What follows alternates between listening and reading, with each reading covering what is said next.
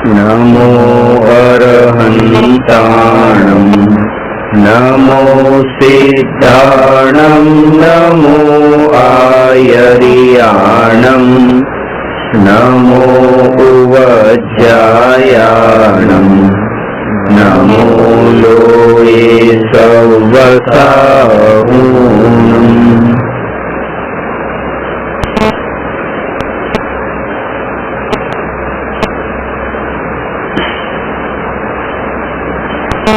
આત્માનુભૂતિની વિધિ બતાવો, એના પર ચર્ચા ચાલે છે। આત્માનુભૂતિની વિધિમાં છેલ્લે ચર્ચા કરેલી કે જ્યારે પોતાને ભક્ત માનીએ છીએ ત્યારે ભગવાન પર્યાય રૂપે ભગવાન દેખાય છે, પણ જ્યારે પર્યાય દ્રષ્ટિ ટળી જાય છે ત્યારે ભગવાનનું પણ શુદ્ધ દ્રવ્ય અને પોતાનું પણ શુદ્ધ દ્રવ્ય જણાય છે। ત્યારે બંનેમાં કોઈ ભેદ રહેતો નથી। જેમ ભગવાનનો સ્વભાવ જાણવાને દેખવાનો છે, ભગવાનના બે વિશેષણો જે બતાવ્યા કે ભગવાન વિતરાગી છે એટલે કે ભગવાનમાં રાગ અને દ્વેષ હવે નથી, અને ભગવાન સર્વજ્ઞ છે। આ બે લક્ષણોમાં મુખ્યતા એની છે કે ભગવાનમાં રાગ દ્વેષનો ભાવ નથી અને ભગવાનમાં માત્ર જ્ઞાતાપણું પ્રગટ થયું છે। હવે એને પોતાના ઉપર ઘટિત કરીએ કે આ રાગ અને દ્વેષના જે ભાવ છે એ મારી પર્યાયમાં છે, પણ ત્રિકાળી દ્રવ્ય સ્વભાવમાં રાગ અને દ્વેષના ભાવ છે જ નહીં। એ અપેક્ષાએ પહેલું લક્ષણ જે ભગવાનનું રાગ દ્વેષથી રહિતપણું છે એ મારામાં પણ ઘટિત થાય છે, અને બીજું લક્ષણ એ છે કે ભગવાનમાં જ્ઞાતાપણું છે કે ભગવાન સર્વજ્ઞ છે। સર્વજ્ઞમાં જોર આખા જગતને જાણવા કરતા માત્ર જાણપણા ઉપર વધારે છે કે ભગવાનને જગતમાં કર્તૃત્વનો ભાવ નથી, એક પરમાણુમાં ફેરફાર કરવાનો વિકલ્પ નથી, અને આખા જગતનું જાણપણું છે। તો જેમ કર્તૃત્વ બુદ્ધિ ટળી ગઈ છે, કર્તા ભાવ ટળ્યો છે અને માત્ર જ્ઞાતાપણું ત્યાં પ્રગટ્યું છે। તો મારો સ્વભાવ પણ એવો છે કે હું પણ વર્તમાનમાં કરતા નથી, માત્ર જ્ઞાતા છું। ભલે આપણે માનતા હોઈએ કે હું કરું છું ને મારાથી જગતમાં પરિવર્તન થાય છે, પણ એ સમયે તે નિશ્ચયથી તો હું માત્ર જાણતો જ હોઉં છું, કરતો નથી હોતો। અહીં સુધી કે આ પરિણમન મારાથી થયું છે એવી જે કર્તૃત્વ બુદ્ધિ આત્મામાં ઉત્પન્ન થઈ, એ કર્તૃત્વ બુદ્ધિને પણ હું માત્ર જાણતો જ હોઉં છું, એનો પણ કરનારો હું નથી। કેમ કે જ્યાં સુધી દર્શન મોહનીનો મિથ્યાત્વનો કર્મનો ઉદય ચાલે છે ત્યાં સુધી પર પદાર્થનો કરતા માનવાની એને પ્રવૃત્તિ સહજ ઉઠવાની છે। ત્યાં એ પ્રતીતિ પણ એની સહજ એવી ઉત્પન્ન થવાની છે, પર્યાય પણ એવી જ ઉત્પન્ન થશે કે પર પદાર્થનો કરતા છું એમ માને। એ બે વાત થઈ। એક તો કે પર પદાર્થનું પરિણમન તો પોતાના હાથે થતું નથી, પણ એમ માને છે કે મારાથી થયું, અને એ કે પર પદાર્થનું પરિણમન હું કરું છું એવો જે ભાવ ઉત્પન્ન થયો એ ભાવનો પણ કરતા હું નથી, કારણ કે એ ભાવનો કરતા પણ કર્મનો ઉદય છે। એટલે બંનેમાં ક્યારેક ક્યારેક એટલે કે આ માન્યતા કે મેં ભાવ કર્યો એ માન્યતા વધારે ખતરનાક છે, કારણ કે એ ભાવનો કરતા પોતા પર વસ્તુ જે છે એ પર વસ્તુમાંથી તો ક્યારેક એ છૂટી પણ જાય છે। એટલે કે લોકમાં એને એ વાત સાંભળવા મળતી હોય છે, અન્ય દર્શનોમાં પણ એ વાત ઘણી વાર કહેવામાં આવે કે જગતનો કરતા હું નથી, જગત તો પોતાની રીતે ચાલે છે, આ શકટનો ભાર ને પેલું ગાડા નીચે કૂતરું ચાલે, એ બધી વાત તો અન્ય દર્શનમાં પણ છે, પણ ભાવોનો પણ કરતા નથી એ વાત જૈન દર્શનમાં છે કે આ જે પ્રતીતિ રૂપ જે માન્યતા રૂપ જે ભાવ છે એ ભાવ પણ કર્મના ઉદય અનુસારે થાય છે, એનો કરતા હું નથી, અને એનો કરતા પોતાને માનવો એ પણ એક પ્રકારનો કરતા ભાવ છે, એ પણ એક પ્રકારનું મિથ્યાત્વ છે। જ્યારે સમ્યક દર્શન પ્રગટ થાય છે ત્યારે પર વસ્તુ એટલે પર દ્રવ્ય અને પર ભાવ એ બંનેનું કરતાપણું છૂટી જાય છે। સમ્યક દર્શન થતા પરદ્રવ્ય અને પરભાવ એ બંનેનું કરતાપણું છૂટી જાય છે અને બંને કાર્ય થતા હોય છે, અને એને જ એ કહેવાય છે ઉદય અનુસારે જ્ઞાની વિચરણ કરે છે. જેમ કે હવે છોકરાને ભણાવવા ગણાવવાનું કાર્ય છે, તો સ્કૂલે મૂકવા માટે જવાનું એ પરદ્રવ્યનું કાર્ય થયું, તો એ મૂકવા માટે જશે. મૂકવા જવો છે એવો ભાવ પણ ત્યાં આવશે, એ પરભાવ થયો. છોકરાને મૂકવા જવું એ પરદ્રવ્યની ક્રિયા થઈ, અને છોકરાને મૂકવા જવો છે એવો જે ભાવ થયો એ પરભાવની ક્રિયા થઈ, ભાવરૂપ ક્રિયા. હવે મૂકવા જાય છે એ ક્રિયાનો પણ કરતા પોતાને માનતા નથી, અને આ જે ભાવ આવ્યો છે એ ભાવનો કરતા પણ પોતાને માનતા નથી. એ બંનેનો કરતા કર્મના ઉદયને જાણે છે, અને પોતે એક જુદા બેસીને આ બંને ભાવ અને ક્રિયાને માત્ર જાણે છે. એ જ કામ અજ્ઞાની પણ કરે છે, બીજું કઈ નથી કરતું. અજ્ઞાની માટે પણ એ જ છે, જેમ જ્ઞાનીની વાત કરી, અજ્ઞાની પણ એમ જ છે કે કર્મના ઉદય અનુસાર એ છોકરાને મૂકવા જાય છે, કર્મના ઉદય અનુસાર એને મૂકવા જવાનો ભાવ આવે છે, અને દૂર બેઠો બેઠો અજ્ઞાની આ બંનેને જાણે છે. અજ્ઞાની પણ એ જ છે. અંતર માત્ર એટલું છે કે અજ્ઞાની જે ક્રિયા એ પોતે કરી રહ્યો છે માત્ર જાણવાની, એ ક્રિયા માં એનું એકત્વ નથી. એનું એકત્વ સામે કર્મના ઉદયથી જે ક્રિયા થઈ રહી છે એમાં છે. હકીકત તો બંનેમાં એક સરખી જ છે, અને એમાંથી એને પાછા આવવા માટે એને કઈ નથી કરવાનું, એને ખાલી પોતાની માન્યતા બદલાવાની છે. એવું નથી કે પેલા કરતો તો ઘણું બધું અને હવે કરવાનું છોડવાનું છે, અને છોડીને પછી એને જ્ઞાતા થવા માટેનો અભ્યાસ કરવાનો છે, એ નથી કરવાનું. જેમ કોઈ વ્યક્તિ અત્યારે મુંબઈમાં છે અને એને સપનું આવ્યું કે સપનાના અંદર એ અમેરિકામાં ફરી રહ્યો છે. હવે અમેરિકાના અંદર ફરે છે ને એને હવે મુંબઈ પાછું આવવાનું છે, તો મુંબઈ આવવા માટે હવે શું કરવાનું છે? કે ત્યાં જરૂરી નથી કે હવે અમેરિકાથી પછી ફ્લાઇટમાં બેસવાનું, ત્યાં એવી રીતે પછી ત્યાં એરપોર્ટ સુધી આવવાનું, અને પછી ત્યાંથી એવી રીતે ટેક્સી પકડવાની, એ બધું કરવાની જરૂર નથી. એ પાછું આવવા માટે ખાલી બસ એને એક સમય માટે જો એ જાગૃત થઈ જાય તો એ મુંબઈમાં જ છે. એટલે કે એ આખી પ્રોસેસ છે એને પાસ થવાની જરૂર પડતી નથી પાછું વળવા માટે, ભલે ગમે ત્યાં એવું હોય. એવી રીતે જીવ મિથ્યાત્વના કારણે ગમે તે પરદ્રવ્ય કે પરભાવની ક્રિયાનું કરતાપણું કરતો હોય, પણ જો એને પાછું વળવું હોય તો એને એ ક્રમે ક્રમે આગળ વધવાની જરૂર નથી. ખાલી પોતે ક્યાં બેઠો છે એ જો એ જાણી લે તો આ બધું કરતાપણું ઓટોમેટિક એક પળમાં છૂટે છે. એ હું માત્ર જાણનાર છું. તો ભગવાનનું કાર્ય અને મારું કાર્ય બે સમાન થયું. શું કે ભગવાનમાં પણ રાગ દ્વેષનો અંશ નથી, અને ભગવાનમાં માત્ર જ્ઞાતાપણું છે. હું પણ રાગ દ્વેષનો અંશ મારામાં પણ નથી, અને હું પણ માત્ર જ્ઞાતા છું. જ્યારે એવા દ્રવ્ય સ્વભાવ પર દ્રષ્ટિ જાય છે ત્યારે એવો પોતાનો દ્રવ્ય સ્વભાવ પણ પરમાત્મા લાગે છે. ભગવાન કોને કહેવાય? કે જે જાણે દેખે તે ભગવાન. ફેરફાર કરવાનું, ફેરફાર કરે નહીં, ફેરફાર કરવાની વૃત્તિ કરે નહીં, એવા વિકલ્પ કરે નહીં, એનું નામ ભગવાન. તો દ્રવ્ય સ્વભાવમાં આવું કંઈ નથી થયું. અને એ અપેક્ષાએ કાનજી સ્વામી કહેતા કે તમે પણ ભગવાન છો, તમે પણ ભગવાન છો. કેમ ભગવાન છો? કારણ કે તમે માત્ર જાણનાર છો, તમે પણ માત્ર જાણનાર છો.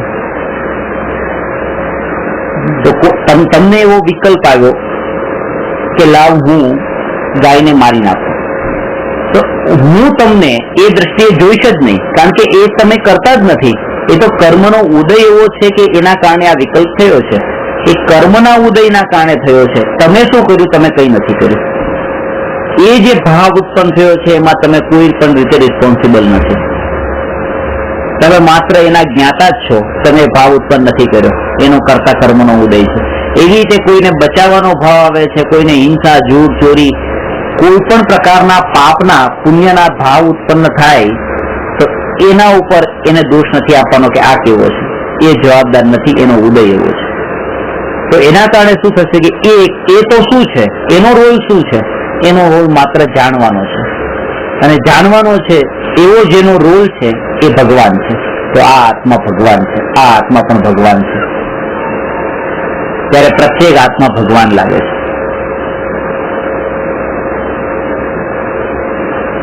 એને કરવાની ઈચ્છા એ કરી શકે. કરવાની એમ નથી કે અત્યારે તમને આ મારવાનો ભાવ આવ્યો છે તો એ ભાવ કરવાની તમારી ઈચ્છા નથી, પણ તમારે કરવો પડે છે. એ કરવાની પણ ઈચ્છા અને રોકવાની પણ ઈચ્છા, કરવાનું સામર્થ્ય તમારામાં નથી.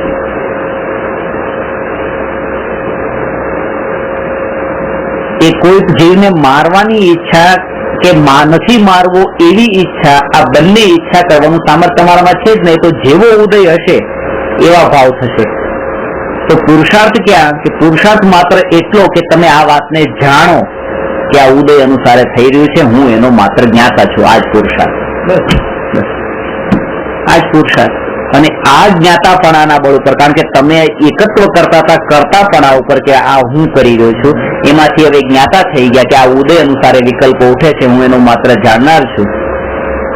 ત્યારે કર્મની નિર્જરા શરૂ થઈ જાય છે, કારણ કે કરતા ભાવ રહ્યો નહીં એ ક્રિયાના અંદર.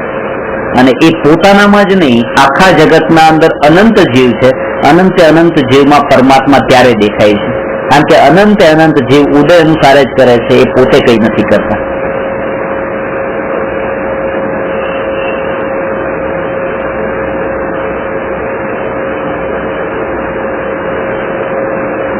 એ કરતો જ નથી.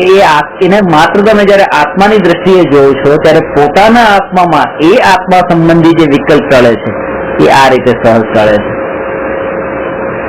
કર્તૃત્વ બુદ્ધિ, આપણી કર્તૃત્વ બુદ્ધિ જે છે ખાલી પોતાના ઉપર ઘટિત નથી થતી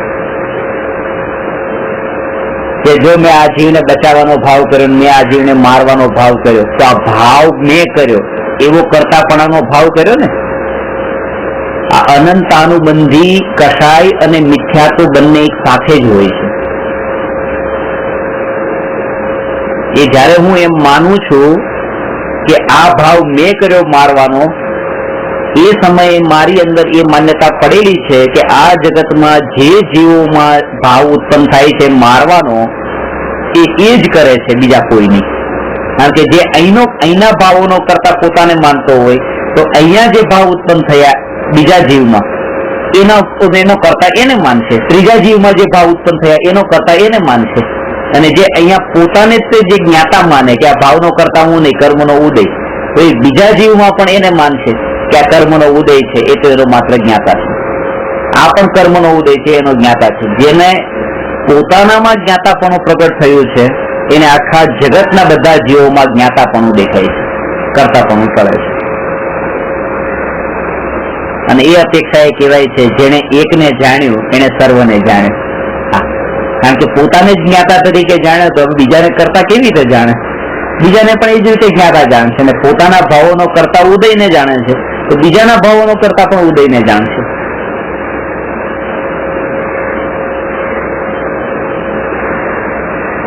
મિથ્યા દ્રષ્ટિને એકાંત હોવાના લીધે ક્યારેક પોતાને, મને તમારા પ્રત્યે ક્રોધ આવ્યો અને હું તમને કઈ બોલ્યો, તો એ વખતે તો મેં એમ જાણ્યું કે આમાં હું એનો કરતા નથી, આ ઉદય છે કે ઉદય અનુસાર મને આ બોલવાના વિકલ્પ ઉઠ્યા છે. અને એ સમયે સર્વ મને કઈ બોલ્યા તો ત્યારે એમ થયું કે તમે કેમ આમ બોલ્યા?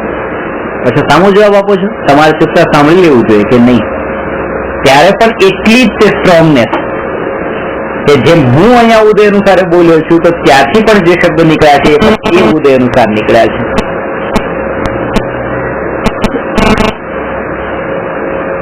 અને ઉદયની ઇન્ટરલિંક છે, કર્મના ઉદયની ઇન્ટરલિંક છે કે જયારે મારા મોઢેથી આ શબ્દ નીકળ્યા તો એ મારા ઉદય છે ને એ સમયે તમારા કાનમાં પડવાના સાંભળવાના હતા તો તમારા ઉદય છે પાછા. તમારા મોઢેથી જે નીકળવાના હતા પાછા તો એ તમારા ઉદય છે ને એ સમયે મારે સાંભળવાના હતા મારા ઉદય છે.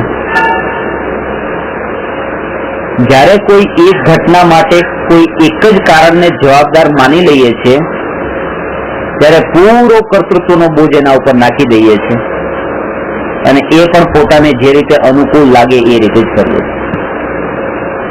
પોતાની અનુકૂળતા અનુસાર કે ના, આ ભાઈ સાથે મારો નજીકનો સંબંધ છે, આ ભાઈ સાથે દૂરનો સંબંધ છે, આ ભાઈ સાથે હજી નજીકનો સંબંધ છે, તો આ ભાઈ સાચા કે આ ભાઈ સાચા, ના આ ભાઈ સાચા, આ સાચા કે આ સાચા કે આ સાચા, એ રીતે ભેદ પાડીએ છીએ. એ પોતાને જે રીતે અનુકૂળ પડે એ રીતે ભેદ પાડી દઈએ છીએ પોતાની દ્રષ્ટિએ. હા, પોતાના જ્ઞાનની આ જીવે જે કઈ કર્યું છે એ એમને નથી કર્યું, એ ઉદય. અને આનું પ્રૂફ શું? કે એનું પ્રૂફ એ કે જયારે એનો એ ઉદય નહીં રહે ત્યારે એ નથી કરતો, અને ઉદય હોય છે ત્યારે જ કરે છે. જયારે એને અનંતાનુબંધીનો ઉદય ચાલે છે તો ક્રોધમાન માયા લોભના એને ભાવ જે ઉત્પન્ન થાય છે એ ઉદય છે ત્યારે થાય છે. બસ એનો ઉદયને જાણે. અને આવું જ્ઞાતાપણું રહેતા એ જીવનો ઉદય ટળી નથી જતો. પણ જયારે મારામાં એના સંબંધમાં કોઈ વિકલ્પ ને વિકાર ઉત્પન્ન ન થયો ત્યારે મારામાં કશાય સહજ મંદ પડ્યો, કશાય મન થતા મારો ઉદય ટળતો ગયો. નવો બંધ તો નિર્જરા તો થાય જ છે, નવો બંધ પણ ટળે છે, અને આ ઉદયમાં પણ આવીને કર્મ કરતા જાય છે. શહેરી દૃષ્ટિએ બે કાર્ય થઈ ગયા. જયારે પોતે જોવાનું કાર્ય કરે છે ત્યારે એને અંદરની વૃત્તિઓ દેખાય, ત્યારે જોવાની સાથે સાથે એ વૃત્તિમાં નથી પડ્યો એવું પણ ઓટોમેટિકલી થઈ જાય છે. એવું ઓટોમેટિક થઈ જાય છે, પણ એ પણ વિકલ્પ જ્યાં સુધી એને આવે છે ત્યાં સુધી તો એ જ્ઞાતાપણું નહીં રહી શકે. પણ એવો વિકલ્પ વચ્ચે આવશે, પાછો એવો વિકલ્પ વચ્ચે આવશે, કારણ કે આટલી કસાઈની તીવ્રતામાંથી સીધો ડાયરેક્ટ જ્ઞાતામાં નહીં જાય, ત્યાં વચ્ચે એવો પણ એને વિકલ્પ આવી જશે. એ પણ ઉદય અનુસાર કે આ નથી કરવું. જેને એમ કહેવાય કે ખબર છે કે મારા પુરુષાર્થની નબળાઈ છે ને કર્મના ઉદય અનુસાર આ ક્રોધાદી ભાવ ઉત્પન્ન થાય છે, આ ભાઈને મળું છું તો મને કસાઈ થાય છે, હવે નથી મળવું, જાવ. તો આ નિમિત્તમાં નથી જવું જેથી કરીને મારે આ ભાવ જ ઉત્પન્ન ન થાય. આવો પણ જે ભાવ ઉત્પન્ન થયો છે એ ઉદય અનુસાર થશે, ત્યારે ઉદય પણ એવો જ ચાલતો હશે એ જીવનો. પણ એનું જોર શેના ઉપર હોય? એનું જોર આ ભાવ આવી ગયો એના ઉપર ન હોય, એનું જોર જ્ઞાતા ઉપર હોય. એનો પુરુષાર્થ નથી કરવાનો. પુરુષાર્થ તો પહેલા એ કરવાનો છે, એમાં ન રહે ત્યારે પછી કિસ્સામાં કે જ્ઞાતાપણામાં ન રહે તો પછી આ ભાવ હવે મારે આવા નથી કરવા, એને એવો વિચાર આવે. પણ ત્યારે પણ એની નબળાઈ જણાય, એની નબળાઈ જણાય. સર્કસમાં ઉપર ઝૂલતો જે જોકર છે તે ઉપરથી નીચે પડે છે અને બહુ વ્યવસ્થિત રીતે નીચે પડે છે. ભલે એ નીચે પડ્યો છે પણ તો એની મહાનતા નથી, એ વ્યવસ્થિત રીતે પડ્યો, એની નબળાઈ જ છે. એ નીચે બિલકુલ નીચે ન પડ્યો ને એ જાળી ઉપર પડ્યો, પણ જાળી ઉપર પડવું પણ એક નબળાઈ છે. એના કામમાંથી તો એનું જે મુખ્ય કાર્ય હતું એમાંથી હટ્યો છે, એમાંથી એ છૂટ્યો છે. પછી ભલે એ બિલકુલ મરતો મરતો બચ્યો છે પણ મૂળ કામ તો છૂટ્યું. અને એ પાછો છૂટ્યો, પણ છૂટ્યા પછી કે પાછો અહીંયા સુધી આવ્યો એ પણ બહુ સારું છે, નહીં તો એનાથી પણ ખરાબ હાલત થાય. એટલે પેલા તો જ્ઞાતા એ પુરુષાર્થ હોય. જ્ઞાતા પણ નથી રહેતું ત્યારે પછી એ એવા વિકલ્પોથી બચવાનો પ્રયત્ન કરે, પણ ત્યાં પણ એને ખબર પડે કે આ મારી નબળાઈ છે. આજે એ જાગૃતિ એની રહેવી જોઈએ, આ મારી નબળાઈ છે કે હું વિકલ્પોથી જે બચવાનો પ્રયત્ન કરું છું, જે કામ મારા હાથમાં છે જ નહીં એની લગામ મારા હાથમાં નથી. અને મોટા ભાગે એ થઈ જતું હોય છે કે જીવને એમ લાગે કે ના અત્યારે ગુસ્સો નથી કરવો, અને ગુસ્સો ન આવે, ના નથી કરવો તો ન આવે, તો એમ લાગે જો કરવું ન કરવું મારા હાથમાં છે. જેવી રીતે એમ ઈચ્છા થઈ કે આના પર ગુસ્સો કરવો જ છે અને ગુસ્સો થયો તો એમ લાગે જો ગુસ્સો મારા હાથમાં છે. ન કરવો હોય ને ન થાય, કરવું હોય અને થાય તો એ ટાઈમે એને એમ લાગી જાય છે કે આ ભાવ મારાથી જ થાય છે. અને મોટા મોટા જ્ઞાનીઓ પણ એ જ ઉપદેશ આપે, અને ત્યારે વધારે એને દ્વિધા થઈ જાય, કારણ કે એ અપેક્ષા ન સમજતા હોય જ્ઞાની કે આ કઈ અપેક્ષા એ કીધું છે. જેમ એમ કીધું કે આ વસ્તુ જે છે અહીંથી અહીંયા મેં મૂકી તો એમ લાગે છે જો મારે આ જ જગ્યા ઉપર મૂકવી હતી અને મુકાઈ ગઈ, અને આને અહીંથી આ જ જગ્યા પર મૂકવી હતી ને મુકાઈ ગઈ તો આનો કરતા હું છું. એટલે પોતાની ઈચ્છા અનુસાર પરિણમન થયું ને.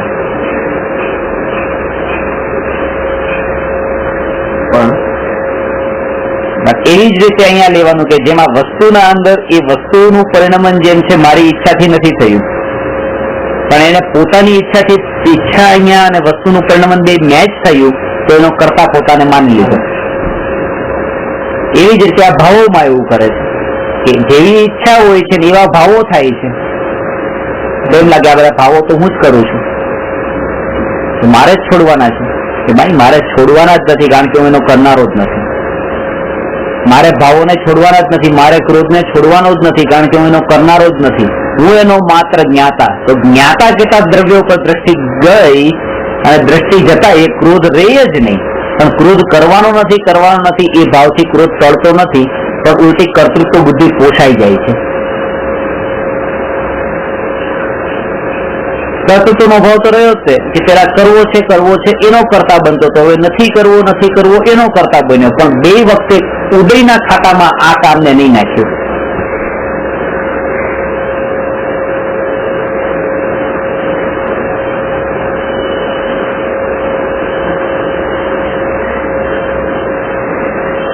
ઉદયના ખાતામાં નાખવાનું છે, અને ઉદયમાં ખાતામાં નાખીને પાછો કરવાનો નહીં, પોતે જુદો બેસે.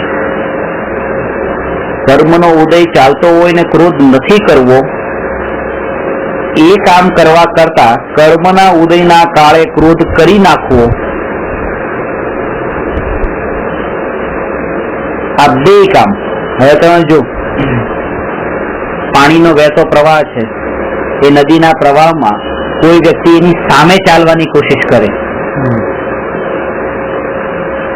તો એને કષ્ટ લાગશે, અને વહેતા પ્રવાહ સાથે પોતે વહેતો જાય તો એને થોડી શાંતિ લાગશે. એમ લાગશે કે આમાં કઈ નથી, ચલો. કારણ કે પોતે એમાં ઓપોઝિટ સાઈડમાં ન ગયો ને શાંતિ લાગે છે, પણ એને ખબર નથી કે આમાં પણ હું ડૂબી રહ્યો છું. મારું ધ્યેય એ નથી, પહેલું ધ્યેય તો નથી જ કે પાણીની સામે ચાલવું, પણ બીજું ધ્યેય પણ નથી કે પાણીમાં વહેતું જવું. મારું ધ્યેય એ છે કે પાણીમાંથી બહાર નીકળી જવું, પાણી ભલે વહેતું રહે, હું જુદો બેઠો રહે. એ મારું કામ છે.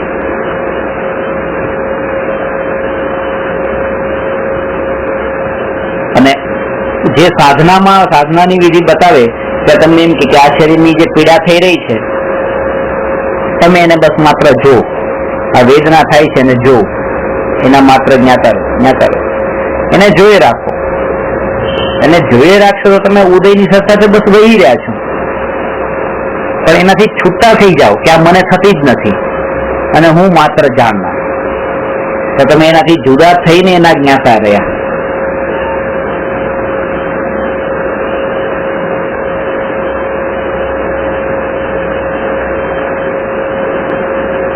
જે જીવ પર્યાયનું સ્વરૂપ સમજે છે અને પર્યાયના ક્ષણિકપણાને સમજે છે એને પર્યાયના કારણે થઈને, કારણ કે અત્યારે રાગ દ્વેષ તો પર્યાયના કારણે જ થાય છે કે આ પર્યાય ઉપર દ્રષ્ટિ ગઈ. કોઈને હિંસાના ભાવ આવે તો એની હિંસા વાળી જે પર્યાય છે એના ઉપર દ્રષ્ટિ ગઈ તો દ્વેષ થયો. કોઈને અહિંસાના ભાવ આવે તો એના ઉપર દ્રષ્ટિ જતા રાગનો ભાવ ઉત્પન્ન થયો. તો આ જે ભાવો એ પર્યાય ઉપર દ્રષ્ટિ જાય છે ત્યારે થાય છે, પણ જયારે ખબર પડે કે આ હિંસાની જે પર્યાય છે એ ઉદય પલટાઈને બીજા પડે, અહિંસા રૂપે પલટાઈ જાય. બંને એક સરખું સમજવાનું છે. આમ જો મારું મોટું બિલ્ડિંગ બનેલું હોય ને ધરતીકંપના અંદર પડી જાય એક પળના અંદર, તો એવી રીતે જેમ ઉદય પલટાણો તો બધું પલટાયું, તો એવી રીતે અહીંયા ઉદય જો એનો પલટાઈ જાય તો એ જીવનો પરિણામ પણ એક પળમાં પલટાઈ જાય. અને એક પળમાં એનો પરિણામ પલટાઈ જાય છે એટલા માટે જ એ પરિણામને લઈને એને નહીં જોવું.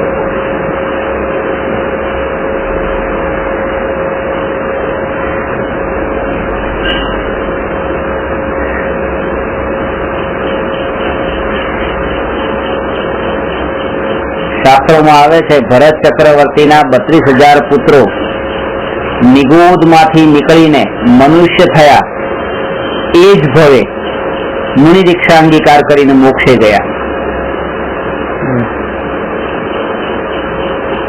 નિગૂઢમાં અનાદિકાળથી હતા. પરિણામોની વિચિત્રતા કહું છું કે પરિણામ ક્યારે કેવા છે અને બહાર નીકળીને મુનિ થવા યોગ્ય પરિણામ એવા થયા, હવે મોક્ષે ગયા.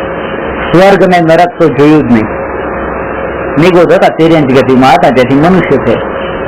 સ્વર્ગ ને નરક તો જોયા જ નહીં. જોયા ત્યારે સીધા જ કેવળ જ્ઞાનમાં જોયા કે હોય છે, સ્વર્ગ એ હોય છે, નરક એ હોય છે. ભોગ્યા નહીં. જયારે સ્વાર્થ વૃત્તિને સાઈડમાં રાખીને જયારે આપણે કોઈ જીવને જોઈએ છે ત્યારે આપણને કસાય ઉત્પન્ન નથી થતું. આપણો સ્વાર્થ રાખીને જોઈએ છે ત્યારે એ થાય છે પર્યાય. કારણ કે તમે પોતાના વર્તમાન પર્યાયમાં એમ માનો છો કે આ દેહના અંદર હું છું, આ દેહ મારો છે અને આ દેહ અમેરિકામાં જન્મ્યો છે એટલે હું અમેરિકન છું.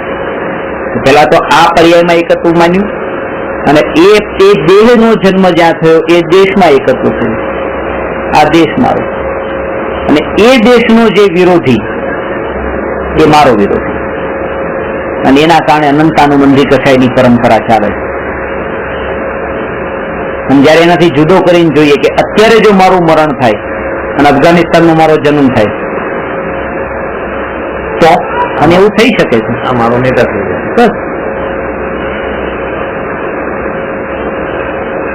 આપણે જેને આમ કહેતા હોઈએ છીએ કે મને આ દેશ પ્રેમ છે, આ દેશ પ્રેમ નથી, એ સ્વાર્થ છે.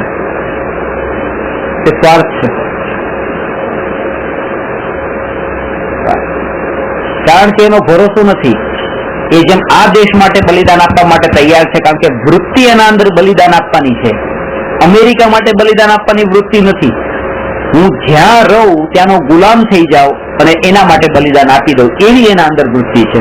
અને એના કારણે અફઘાનિસ્તાનમાં રહેતો હોય તો ત્યાં પણ બલિદાન આપી દેશે એના માટે, કારણ કે જ્યાં રહે છે એના માટે બલિદાન આપવા તૈયાર છે. એને અમેરિકા વાળું નથી. અને એના કારણે કીધું કે એ જ આ એક પળના અંદર પલટાઈ જાય છે. અમેરિકાથી અફઘાનિસ્તાન થતા વાર નથી લાગતી, પણ એ સમયના જે પરિણામ ને એના કારણે બાંધેલા કર્મ એને અનંત કાળ સુધી ભોગવવાના છે. એવી જોઈને જાગૃતિ રે તો વર્તમાનમાં આ પોતાના ઘરમાં પણ એ પછી ત્યાં પણ અફઘાનિસ્તાનની જેમ જ લેવાનું. અમેરિકા ને અફઘાનિસ્તાન એ પોતાનું ઘર ને પાડોશીનું ઘર, કે અહીંયા મારા છોકરાને પાડોશીનો છોકરો બોલે છે, હું આ મારા છોકરા માટે આટલી વકીલાત કરું છું. એ ખરેખર એવું નથી કે આ મને દીકરા પ્રત્યે પ્રેમ છે, આ મારી વૃત્તિઓ અંદર પડેલી છે એ જ. નીકળેલો મુસાફર છે.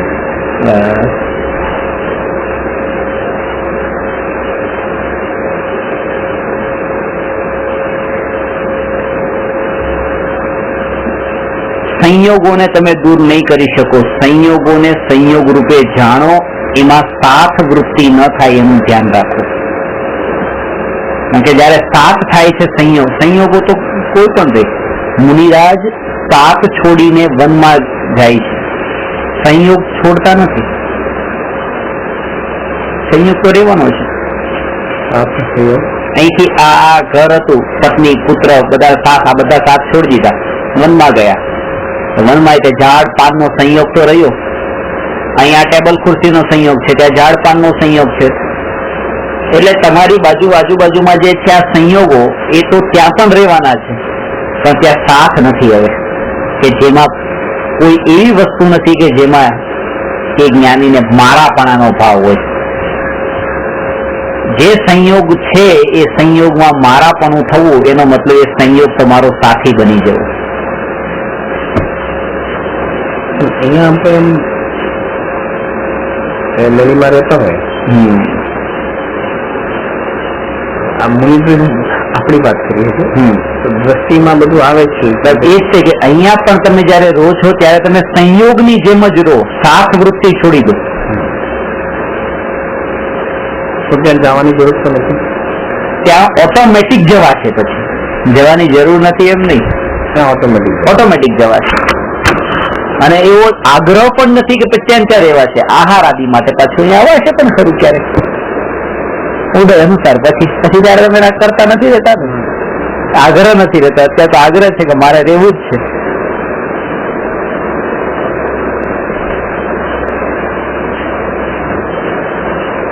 એક છોકરો અમદાવાદથી મુંબઈ આવવા માટે બેઠો, 16 વર્ષનો છોકરો છે, પહેલી વાર મુંબઈ આવી રહ્યો છે, રિઝર્વેશન નથી અને ટ્રેનના ડબ્બામાં બેઠો, ગરદી એટલી હતી, ધક્કો મારીને બહાર નાખ્યો. પાછું એના પપ્પા મૂકવા માટે ગયા હતા. પપ્પા જોવે છે, પપ્પાને કહે છે, પપ્પા હવે શું કરું? કે બેટા મુંબઈ તો જવું પડશે અને આ ડબ્બામાં જ જવું પડશે.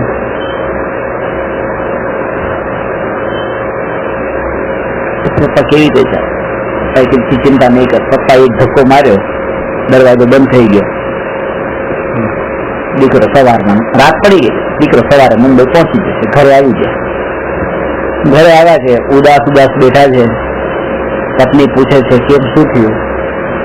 કે છે, દીકરો મુંબઈ ગયો, 16 વર્ષનો દીકરો મુંબઈ ગયો, પહેલી વાર મુંબઈ ગયો, એકલો ગયો, એટલી ભીડમાં ગયો કે મારાથી જોવાયું નહીં.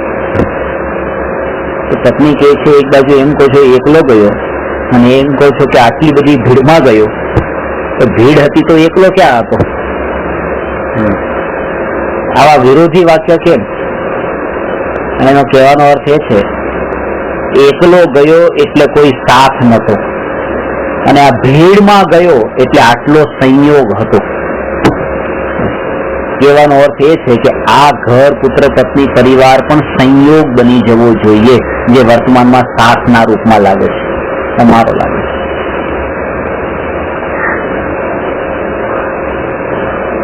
થોડું કાળજું કઠણ કરવાનું. ભાવુકતામાં વહી જવાથી તો ટ્રેક બદલાઈ જાય છે. ઘણી વખત આ ગુરુની પાસે બેસીને સાંભળતા હોઈએ, શાસ્ત્ર વાંચીને સાંભળતા હોઈએ, ત્યારે પરિણામો એટલા નિર્મળ થઈ જાય કે ખરેખર અને પાછી અંદરમાં પડેલી જે વૃત્તિ હોય એ ભાવુક થઈને પાછી એને મારા પણ આવે. તો ત્યાં જે જાગૃતિ રાખવાની કે હવે હું એ ભાવનાઓમાં વહી ન જાઉં.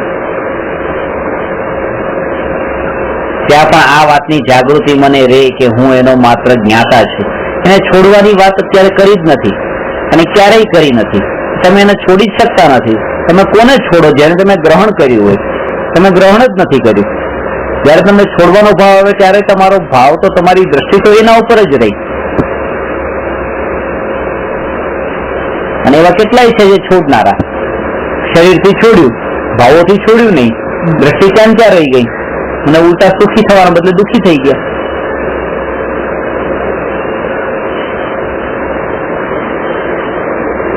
સત્ય અંદરમાં જે છે એ પોતે ત્યાં અનુભવે છે, ત્યારે આ ભાવોને તો પોતે જ અનુભવે છે. દુનિયા એ ભાવોને નથી અનુભવતી. દુનિયા તો ત્યાગી, તપસ્વી, સંન્યાસી માને છે. મને કેટલાય મહારાજ સાહેબો મળ્યા ને એમ કે ઘણી વખત એવું થાય કે મહારાજ સાહેબનો જે ક્લાસ ચાલતો એ સમૂહમાં ન ચાલે, એ એકાંતમાં જ ભણે. એકાંતમાં ભણવાનું કારણ પણ એ બતાવે, કારણ કે અમારે કે તમને જે વાત કરી એ કહી નથી શકતા. આ વાત મેઇન હોય એમાં. એમને ક્યારેક ક્યારેક એમ કે શંકા થવા લાગે છે કે આ છોડીને આવ્યા એ બરાબર કર્યું કે શું થયું? એક બાજુ આ બધું છોડ્યું, આનંદ પ્રગટ્યો નહીં, કારણ કે અંતરનો અભિપ્રાય એ છૂટ્યો નતો. આ વાત પ્રવચનમાં ન કે, પ્રવચનમાં તો એ જ કે આ જ કરાય, કારણ કે પ્રવચનમાં તો એ જ વસ્તુ કે છે જે વાતને સાંભળીને પોતે આ બની ગયા હતા. એકબીજાને કે છે કે તમે આ જ કરો, આ જ કરવા જેવું છે. કોઈનું પ્રવચન સાંભળ્યું હતું, ત્યાગના વૈરાગ્યની વાત સાંભળી હતી, પોતે થઈ ગયા, બહારથી છોડી દીધું.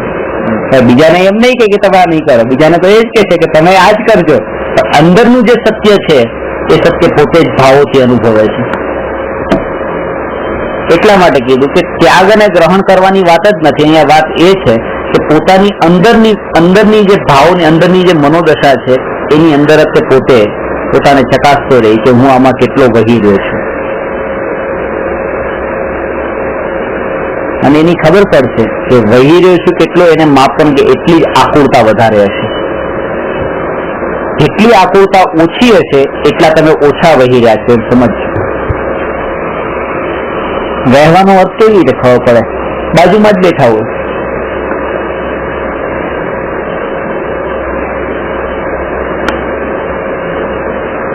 પત્નીની બાજુમાં 24 કલાક બેઠો છે, પત્ની બીમાર છે, પણ એને કોઈ આકુરતા નથી. એને અંદરમાં એક ખ્યાલ છે કે જયારે એને સારું થવાનું છે ત્યારે થશે, તો એ વહેતો નથી ભાવનાઓમાં. આકુરતા પણ એટલી મંદ પડી ગઈ. એક અમેરિકામાં હોય પતિ, પત્ની અહીંયા હોય, વારંવાર આકુરતામાં વહેતો હોય કે ક્યારે શું સારું થશે કે નહીં થાય, સારું થશે કે નહીં થાય. એટલે જરૂરી નથી કે એને બાજુમાં રહેવું કે દૂર રહેવું. જરૂરી એ છે કે એને એના ભાવોના અંદર જે આકુરતા ઉત્પન્ન થાય છે એને માપતી, એના થકી પોતાના પરિણામને, વૃત્તિને માપવાની.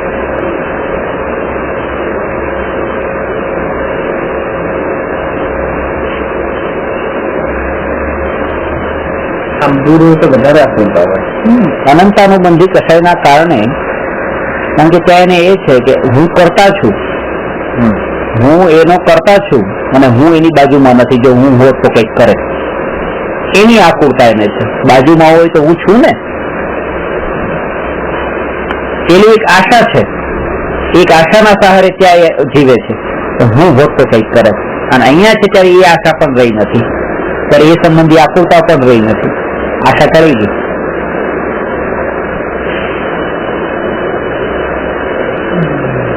આકુરતા એને એ વાત નહીં કે મારી પાસે દવાખાને જવું પડ્યું છે, અરે આટલા પૈસા હોત તો ઓપરેશન કરાવે તો સારું થઈ જાય. આવા વિકલ્પો એને આવે છે જેની પાસે પૈસા નથી.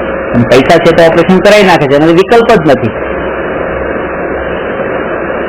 અનુકૂળતા જે મળી છે, અનુકૂળતામાં વિકલ્પો એટલે નથી થતા. કારણ કે કરાવતો જતો હોય છે અને એને અહેસાસ નથી થતો. પ્રતિકૂળતાના અંદર ખબર પડે છે કે આ મોત તો આમ કરે ને આ મોત તો આમ કરે.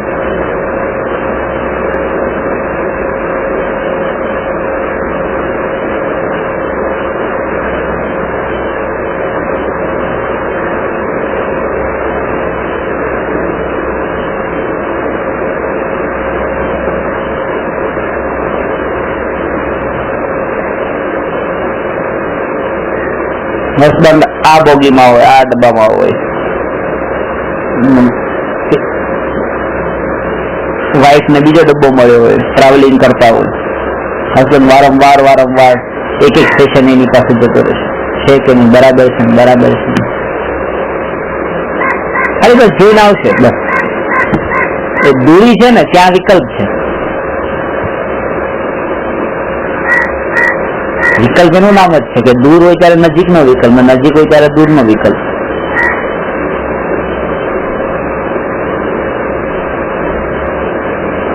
ત્યાં ઠોકર વારંવાર ખાતો હોય છે એટલે એમ લાગે કે થોડો દૂર હોત તો સારું હતું, ત્યારે એને એ લાગે છે.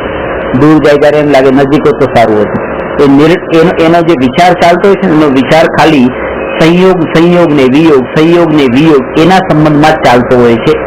એને ક્યારે એ વિચાર નથી આવતો કે આ વિકલ્પો કેમ ચડે. બસ ત્યાં પણ એ સંયોગોને કારણ માની લે છે.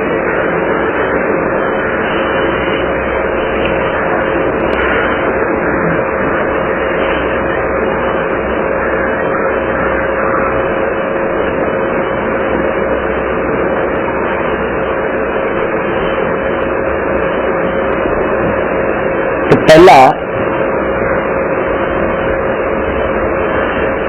એ વાત કરી કે દરેકને ભગવાનના રૂપમાં ત્યારે જ જોઈ શકાશે જ્યારે એ આત્મામાં ઉત્પન્ન થતા વિકારોને કર્મના ઉદયની કેટેગરીમાં નાખીએ અને એમ જાણીએ કે આનો કરનાર એ આત્મા નથી, એ ભાવોનો કરનાર કર્મનો ઉદય છે. એ સમયે પણ ભગવાન થયા પછી નહીં, જે સમયે રાગાદી ભાવ એમાં ઉત્પન્ન થાય છે એ સમયે પણ એનો માત્ર જ્ઞાતા જ છે, અને જે જ્ઞાતા છે એ ભગવાન છે. એટલા માટે આત્મા ભગવાન છે રાગાદી ભાવ કરવાના કાળે પણ.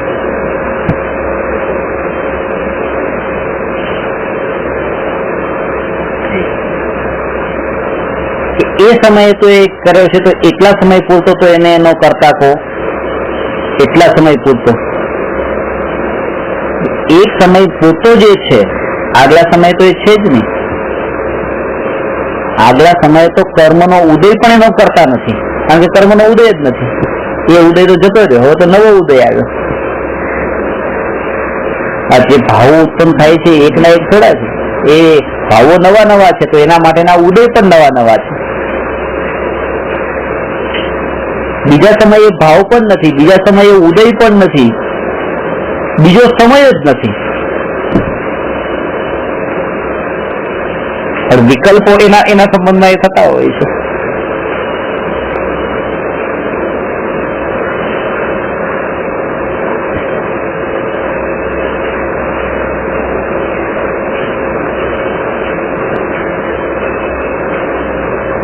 બીજો સમય પણ એનો છે જ નહીં,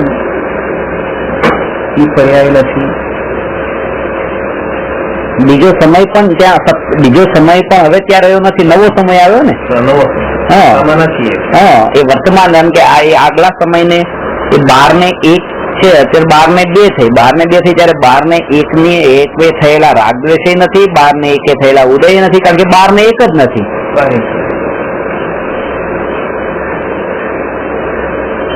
પણ એ સંબંધી વિકલ્પો વર્તમાનમાં પણ થઈ રહ્યા છે.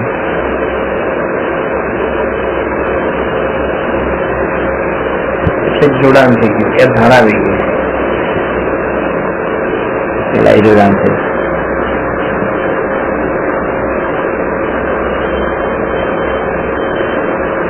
ડાયરેક્ટ જ્ઞાતાપણા સુધી પહોંચવું અઘરું પડે છે, એ અનુભવ્યું નથી ક્યારેય. એટલા માટે ડાયરેક્ટ એને એમ કહેવામાં આવે કે તું આ વિકલ્પ ને વિકલ્પ જે થઈ રહ્યા છે થવા દે, એને ઉદય નું જાણી લે, તું માત્ર જ્ઞાતા રહે. એમ નથી થતું, કારણ કે એને એ પ્રેક્ટિસ થઈ શકે છે કે હું આ રાગદ્વેષ ન કરું, હવે મારે ગુસ્સો નથી કરવો, હવે મારે કસાય નથી કરવો. એને લાગે છે કે આ થઈ શકે છે.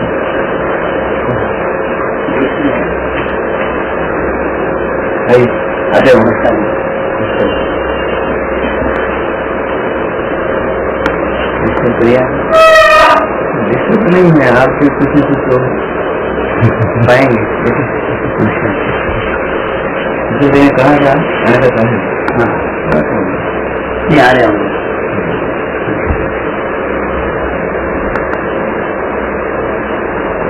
अपनी बात कर रहे हैं, हमारी बात कर रहे हैं। नहीं हमारी बात कर रहे हैं। अच्छा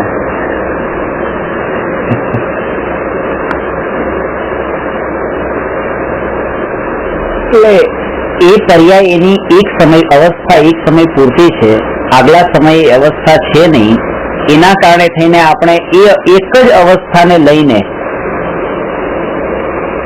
નિરંતર અંદરમાં વૃત્તિ આપણી પ્રતીતિમાં એના માટેની એ નિરંતર એવી નીવી પડેલી હોય છે.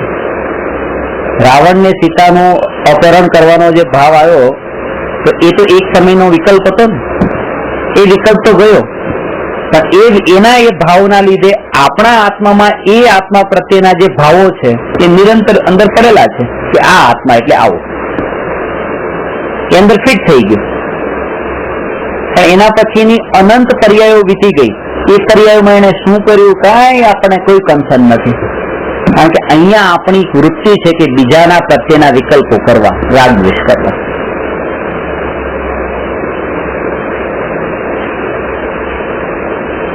આજના જમાનામાં મહાવીર ભગવાન લાદેનના જે પરિણામ, એના પરિણામ અત્યારની તારીખમાં કેવા હશે આપણે જાણતા નથી, અને એમ ન કહી શકાય કે એના પરિણામ ક્રૂર જ હશે, તીવ્ર કસાય વાળા જ હશે. એ સમયના આપણે પરિણામ જોયા. અરે 2001 સાલના જે પરિણામ હતા, એના ભાવો હતા, એ પછી આ 10 વર્ષમાં એવા ભાવો રહ્યા હશે એવું કેમ કહેવાય?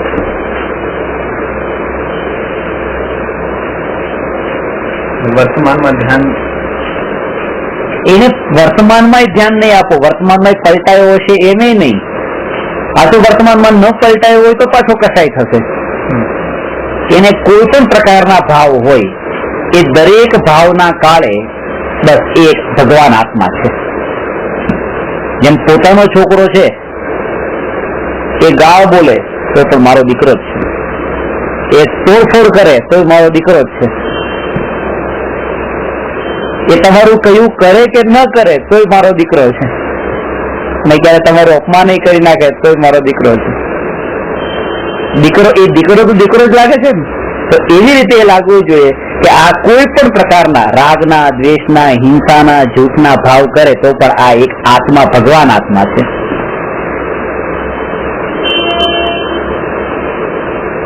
એ બાળક છે, એ અણસમજથી કરી રહ્યો છે, અજ્ઞાનતાથી કરી રહ્યો છે. એને સમજો તો એ આ ન કરે, અણસમજ છે. પણ તમને તો સમજણ છે ને. એને આ તત્વજ્ઞાન મળ્યું નથી એટલે એ હિંસા કરી રહ્યો છે કે અમેરિકાને મારી નાખો. અને તમને તત્વજ્ઞાનની સમજણ છે તેમ છતાંય તમે એ ભાવ કરો છો કે લાદેનને મારી નાખો.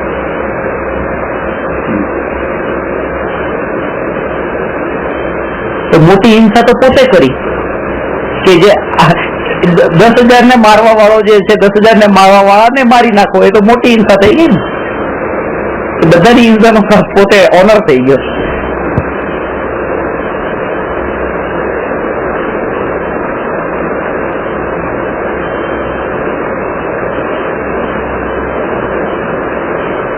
તમારી પાસે 5 શાસ્ત્રનું જ્ઞાન છે, મારી પાસે 5,000 શાસ્ત્રનું જ્ઞાન છે, તમે મારી સાથે બહેસ કરો છો. એ ઓછું જ્ઞાન છે એટલે કરી રહ્યા છે. પણ મને તો છે ને, તો મારે ન કરવું જોઈએ, મારે બહેસ ન કરવી જોઈએ.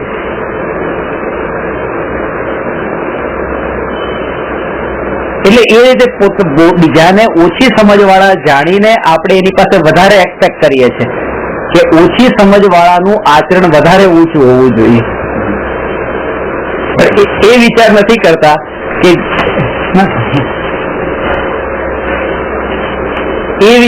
કરતા કે મારામાં જો વધારે સમજ હોય તો મારું આચરણ એનાથી વધારે ઊંચું હોવું જોઈએ. ન્યાય તો એ જ છે.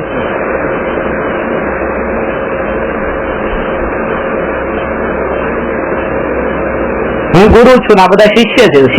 શિષ્યનું લેવલ તો નીચું છે અને એની પાસે હું આશા રાખું છું કે ઊંચું આચરણ હોય.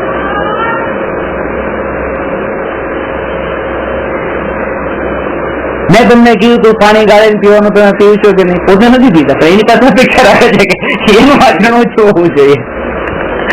અરે જેનું લેવલ ઊંચું તમે માનો છો એનું આચરણ નથી તો પછી એનું કેવી રીતે હોય?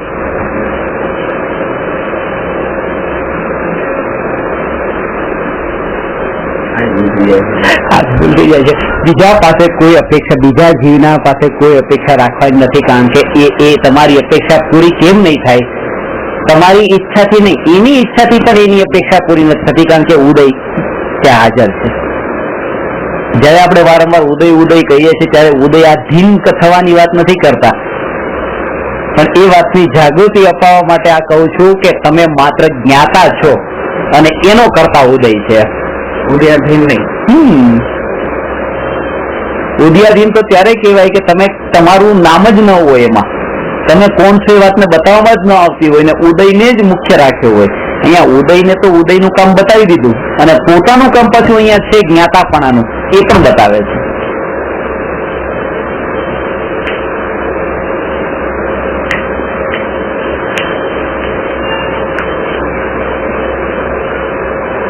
કામ ઉલટું હોય કે પોતાનું કામ આ જ છે. ઉદય પેલા નથી, પેલા પોતાનું કામ, ઉદય સાઈડમાં છે. ઉદય એ તત્વ એનું કામ કરે છે. એક સમય માટે પણ એનું કામ કર્યા વગર રહેતો નથી. નિરંતર કામ ચાલુ છે અને એ અનુસાર ભાવ પણ થાય છે.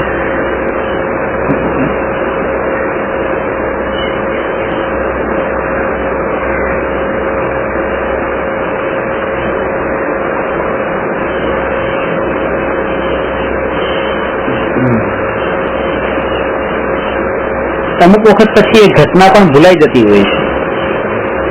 જેમ આપણે કીધું ને કે એના ઉપર નવી પર્યાયોના પછી લેયર, એના ઉપર સ્તર લાગતા જાય છે, પેલી પર્યાયો બધી ઢંકાતી જાય છે. ઢંકાયેલી આ પર્યાય થઈ, એની ઉપર બીજી ઘટના ઘટી, ત્રીજી ઘટના ઘટી, ચોથી ઘટના ઘટી. આ ઘટના જે છે ઢંકાઈ ગઈ, હવે તો ક્યારે ઉપર આવે નથી. એ પર્યાય તો ઢંકાઈ ગઈ, હવે ક્યારેય નથી આવવાની. પણ એ સમયે જે રાગ દ્વેષ કરીને કર્મ બાંધ્યા છે એ પાછા 10 વર્ષે 20 વર્ષે ઉદયમાં આવવાના છે, એ ઉપર આવવાના છે, આ પર્યાય ઉપર નથી આવવાના. વીતેલી પર્યાયનો ઉદય નથી થતો, પણ વીતેલી પર્યાયના કાળે બાંધેલા કર્મ ઉદયમાં આવે છે અને કષ્ટ દે છે આત્માને. એટલા માટે એ વીતેલાના વિકલ્પ પણ કરવાની ના પાડી છે રાગ દ્વેષ પછી.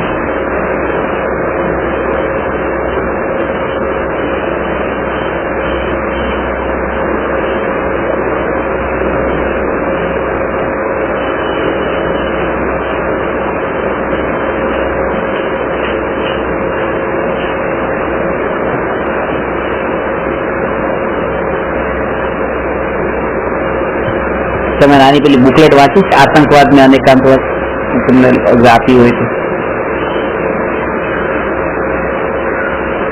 એમાં એ જ વખતે જયારે આ 26/11 નું થયું હતું મુંબઈના અંદર, એ જ રાત્રે મેં બુકલેટ લખી હતી. અને ખાસ કરીને એટી ચેનલ વાળાએ મારો ઇન્ટરવ્યુ લીધો હતો. ત્યારે ઇન્ટરવ્યુના અંદર જે પ્રશ્ન પૂછ્યા હતા એ લોકોએ મને, એમાંથી જ મેં એને જવાબ આપ્યા હતા.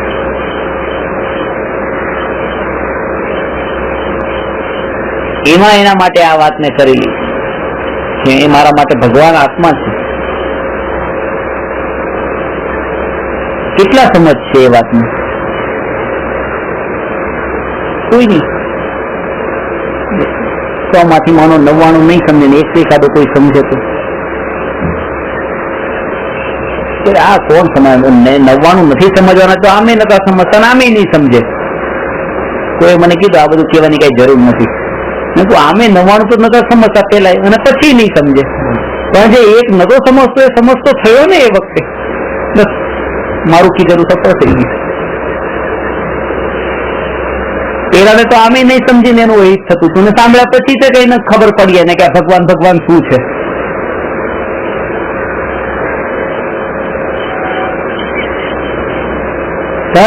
તમે તમારું સત્ય નહીં છોડો. કારણ કે એ વખતે પણ તમે એ વિચાર કર્યો છે કે જયારે એ તમારા દીકરા પ્રત્યેનો તમને પ્રેમનો ભાવ છે ને અમારો દીકરો છે કે મારી પત્ની છે, તો એ ભૂલને તમે માફ કરી દો છો.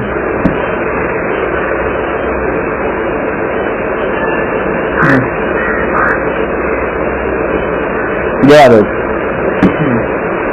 ત્યાં એ જે ભૂલ થઈ છે એ કોઈ વ્યક્તિએ જેને ભૂલ કરી એ પણ કોઈનો દીકરો છે.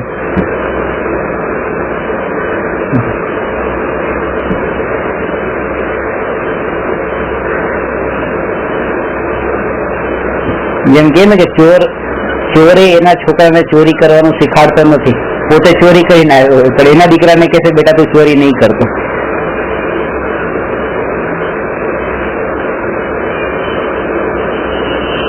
એમાં એક સેન્ટેન્સ મેં એવું કીધેલું કે એ લોકો તો ગુરુની આજ્ઞામાં વર્ત્યા, એ ગુરુની આજ્ઞામાં વર્ત્યા કે 10 જણા અહીંયા આવ્યા ને એના ગુરુ પાસેથી ટ્રેનિંગ લીધેલી અને ગુરુએ જેવું શીખવાડ્યું હતું કે આમ શૂટ કરવાનું, આમ શૂટ કરવાનું, આમ શૂટ કરવાનું, એ જેવું ગુરુએ શીખવાડ્યું એવું બરાબર પરફેક્ટ કામ કર્યું, બરાબર ફાયરિંગ કર્યું, પણ ગુરુની આજ્ઞામાં વર્તીને કર્યું. તમે ગુરુની આજ્ઞામાં કેટલા રહ્યા કે ગુરુએ કીધું કે આ બધા માટે પણ ક્ષમાનો ભાવ કરો? જયારે એક ખોટું કામ કરવાનું, ખોટું કામ પણ ગુરુની આજ્ઞામાં પરફેક્ટ કરતો હોય તો આ સત્ય વિતરાગી ધર્મને ગુરુની આજ્ઞામાં કેમ ન પાડવો?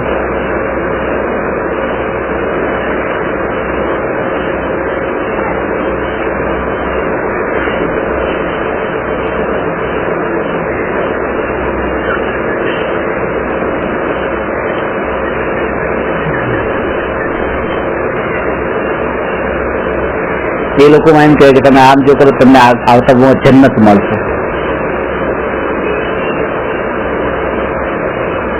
આ જ માન્યતા આપણી પોષાય છે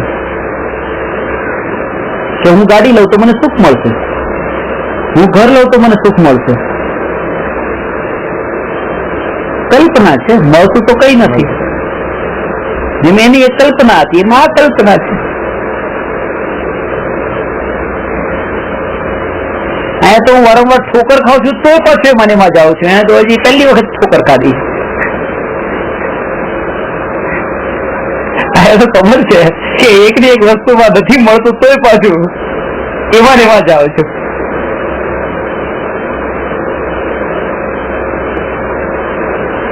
એટલે બીજાની રાય જેટલી ભૂલ પણ એ પહાડ જેટલી મોટી લાગે છે.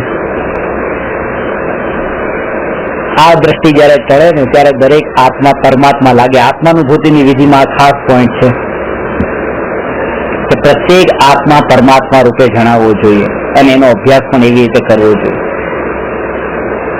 મહાવીરના વારસદારમાં છે ને એક વાક્ય લખ્યું કે કીડા મકોડા ગાય ભેંસ નિગોદનો જીવ પોતાના ઘરમાં કામ કરી રહેલો નોકર અને ટોયલેટનો કીડો અને સિદ્ધ ભગવાન બધા એક સમાન લાગવા જોઈએ. આ વાક્ય લખ્યું. એટલે એક ભાઈ મને કીધું મને કે આ સિદ્ધ ભગવાન ને તમે ટોયલેટના કીડા એના કરતા કે આગળ પાછળ પેલી બાજુ રાખી લીધા તો વધારે સારું હતું. મેં કીધું હજી આ ભેદ થયો છે અંદર એટલા માટે આવી કલ્પના આ ક્રમ બરાબર નથી કર્યો. મેં કીધું જેને દરેક આત્મા ભગવાન હોય એને આ ક્રમમાં કોઈ વાંધો ન લાગવો જોઈએ, એને કોઈ પણ ક્રમમાં વાંધો ન આવવો જોઈએ કે આ બે બાજુમાં ને એની બાજુમાં કઈ બીજું હોત ને તો ચાલે તેમ કે. કારણ છે આપણે પૂજા કર્યા નથી, દ્રવ્યની પૂજા. હા, દ્રવ્યની પૂજા નથી અને એની દ્રષ્ટિ જ પર્યાય ઉપર છે. પર્યાયની પૂજા થાય ને પર્યાયની જ થાય એવો વ્યવહાર એવો જ છે. પણ અહીંયા તમારી દ્રષ્ટિની વાત છે. દ્રષ્ટિ જે છે ને એ નિશ્ચયની હોય છે અને જે પર્યાય ઉપર જોવાની પૂજાની વાત છે એ પૂરેપૂરો વ્યવહાર છે. એ આદર્શ માનવા માટેની વાત છે. વ્યવહાર ક્યારે લાગુ થાય? વ્યવહાર ઓલવેઝ બીજા આત્મા સાથેનું જોડાણ થાય ત્યારે જ લાગુ થાય. પણ એ પણ પર્યાયમાં છે. નિશ્ચયનો આધાર હોય તો ત્યારે જ વ્યવહાર મિથ્યા વ્યવહાર. એટલે એ આમ જો લઈએ કે ભગવાન જે છે ભગવાનની પ્રત્યેનો આ વ્યવહાર બીજા આત્મા સાથે અને પોતાના આત્માનું જયારે એમાં કોઈ બીજો આત્મા ન હોય એનું નામ નિશ્ચય છે. તો એ પોતાના આત્માના લીધે, કારણ કે એ પર્યાયની જે પૂજા કરે છે પર્યાયની પૂજા તો કોણ કરી શકે? જે વસ્તુને હું આજે પૂજું છું એ વસ્તુને હું જાણતો તો હોવો જોઈએ ને. હવે એને વિતરાગતાની ખબર જ નથી તો વિતરાગતાની પૂજા કેવી રીતે કરતો હશે?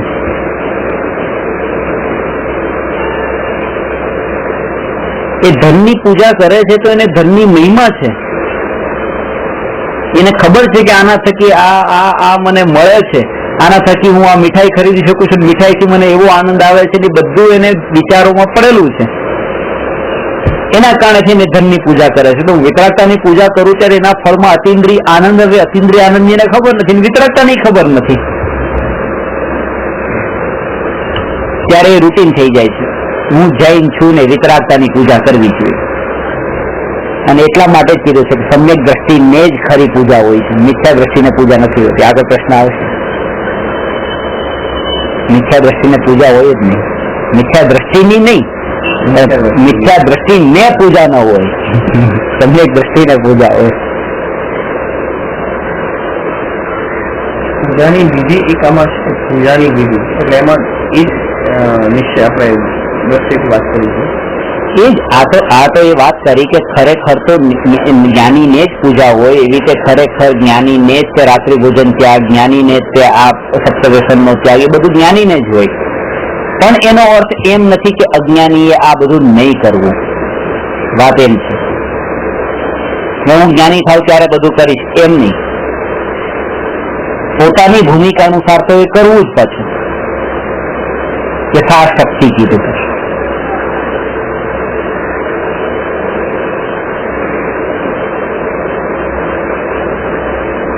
પૂરી પ્રોસેસ બતાવી છે કે આથી પાસ થાવ, આ પાસ થાવ, આ પાસ થાવ, પૂરેપૂરો ક્રમ બતાવ્યો છે.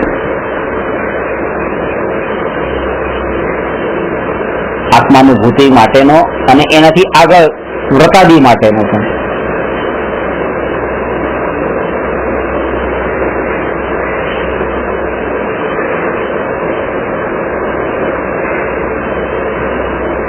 સંસારથી થાકેલો છે એટલા માટે એને સંસારથી છૂટીને આત્મા તરફ જવાનો વિચાર આવે છે.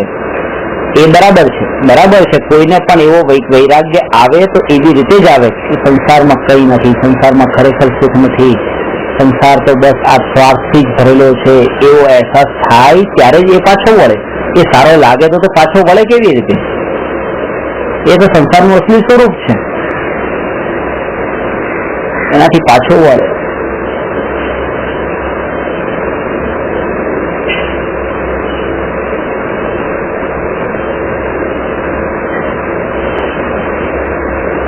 વસ્તુ સારી છે એનો લોભ નહીં, એનું લક્ષ્ય એનું આ જ હોય કે બસ એક લક્ષ્ય આ કે આત્મા સુખરૂપ છે, પણ એના પહેલા એને આત્મા સુખરૂપ લાગે છે, એના પહેલા એને આ જગત જે છે એ જગત સ્વાર્થથી ભરેલું લાગે છે.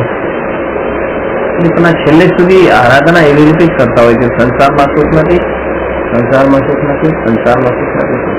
બસ પછી અસ્થિ સુધી આવવાનું છે. પાછું નાસ્તિક તો પકડમાં આવ્યું કે અહીંથી છૂટવાનું છે. અસ્થિનું જોર પાછું એટલું બરાબર હોય તો જ થઈ શકે, નહીં તો નાસ્તિક પર બરાબર ના થાય. એક ભાઈ છે, એના ઉપર કેટલા 50 લાખ રૂપિયાનો કરજો ચડી ગયો. સાધારણ માણસ કે મેં નક્કી કર્યું કે હું દીક્ષા લઈ લઉં. દીક્ષા લઈ ગઈ, વનમાં જતા રહ્યા. લેણદાર હતા ત્યાં વનમાં જઈને માર્યા. વનમાં જઈને એમને માર્યા,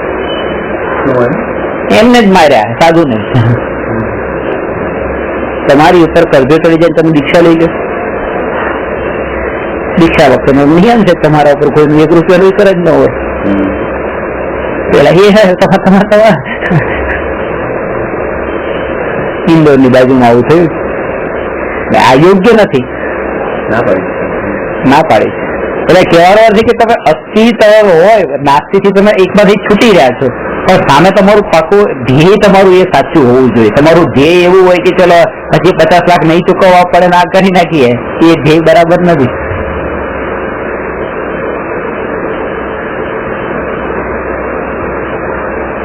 મોટો એ તો સાધુપણાનો અનાદર છે. અને એવી જ રીતે લેવાનું કે પત્ની કષ્ટ આપે છે એટલા માટે મારા સંસારમાં રહેવું જ નથી, છોકરા મને હેરાન કરે છે એટલે સંસારમાં રહેવું નથી, એ જ ત્યાગ બરાબર નથી. સંયોગથી કંટાળેલો જીવ દીક્ષા લે એ બરાબર નથી, સંયોગી ભાવથી થાકેલો હોવો જોઈએ. આ પત્નીનો મોહ મને રડાવે છે, હવે આ મોહને છોડું છું. પત્નીને સંયોગી ભાવ, પત્નીથી ભાગશે તો ત્યાં આગળ જઈને કોઈ બીજા નિમિત્તો મળશે પાછા, ત્યાં અટકી જશે.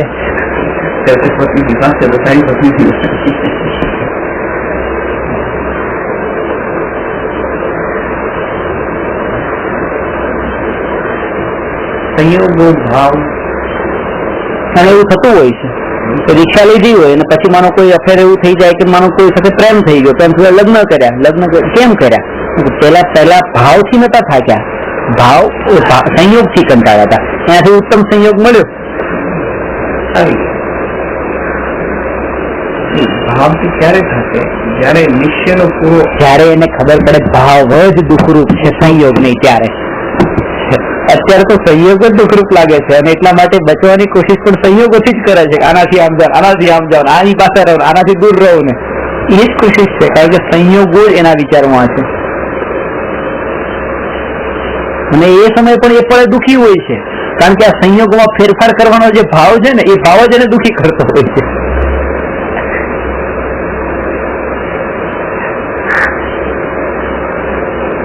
કે મારા પત્નીથી કઈ દુઃખ પડ્યું, તો મિત્ર પાસે જઈને બેસી ગયા વાતો કરવા માટે, મિત્ર સાથે કઈ શેર કરવા બેસી ગયા, તો એ ત્યાંથી આજે પલટવાનો જે ભાવ છે, એ ભાવ જ એનું દુઃખ છે.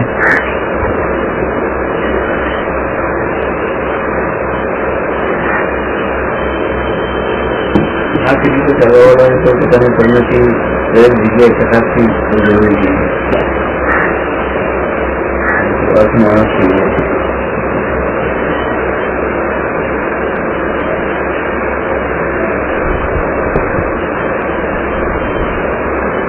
બંને જગ્યાએથી ચૂકી ગયા નથી ચાલે છે તો હજુ કાંઈક તો મેળવી રહ્યો છે, બધે પાપના પોટલા બાંધી રહ્યો છે, પણ બાંધી રહ્યો છે. હા, બંનેથી ચૂકે છે ને. આ તો બંનેથી.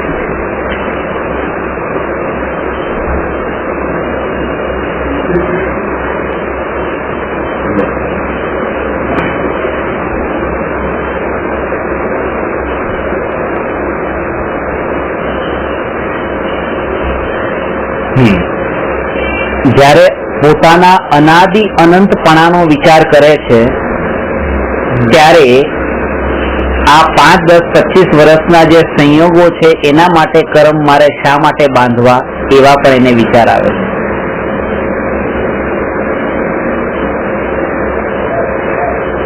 જેવા કીધું ને કે અત્યારે આ દેશમાં છું તો આ દેશનો મોહ, પણ અમુક વર્ષ માટે, પછી બીજા દેશમાં બીજા દેશનો.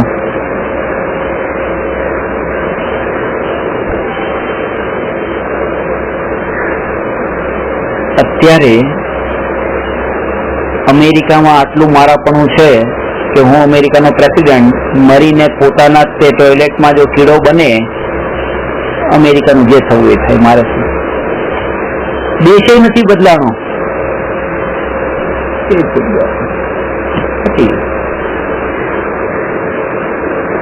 આવું એક ક્ષણિકપણું જે છે, જે અત્યારે અંતર બતાવું છું કે આ જે અત્યારે આપણા વિચારોમાં જે આવી રહ્યું છે એને હવે પ્રતીતિમાં લાવવાનું છે. આવું ક્ષણિકપણું છે.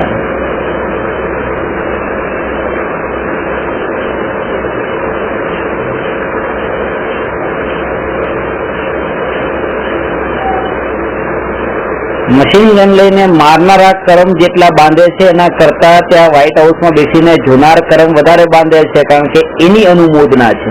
કરો.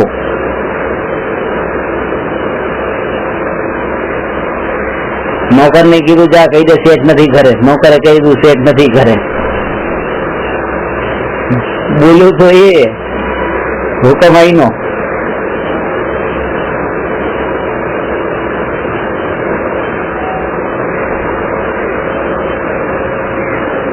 અને પ્રસિદ્ધિ પણ એની જ થાય છે. જેની પ્રસિદ્ધિ થાય છે કર્મ એને જ બંધ થાય છે. નામ તો એનું જ વખણાય છે. જેને મારવાનું કામ કર્યું એનું નામ તો દુનિયામાં નામે નથી આવતું, એનું કોણ હતો એ કહેવાતું નથી. ન્યાયની અંદર પણ એ ખૂન કર્યું એને કદાચ છોડી દેવામાં આવે, આપણે કોર્ટમાં. પણ જેને આદેશ આપ્યો છે, જ્યાં ભેજ્યું છે એને ફાંસી, એને કર્યો નથી ફાંસી નહીં. ત્યાં પણ આ બધા નિયમ દેખાતો નથી આપણને. આપણને પણ આવવાનો કે નોકર એમ કહી દે ને કે શેઠ નથી ઘરે, અને બાજુમાંથી શેઠ નો અવાજ સંભળાનો કે શેઠે કીધું હોય જ્યાં કહી દે નથી ઘરે, તો ગુસ્સો નોકર ઉપર બિલકુલ નથી આવતો, એ શેઠ ઉપર જ આવે છે. તો એના માટે જ વ્યક્ત થાય છે. જાણીએ છીએ કે એના માટે કઈ નથી.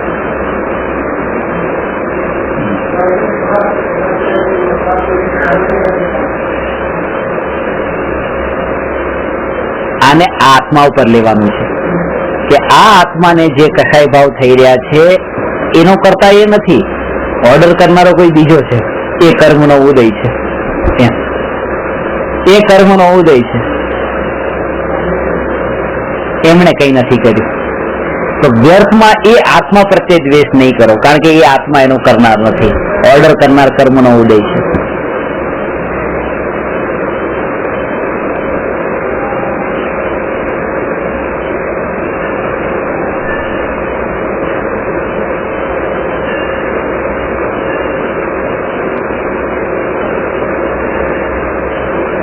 તો કે હવે ઓર્ડર કરવા વાળા ઉપર દ્વેષ કરો.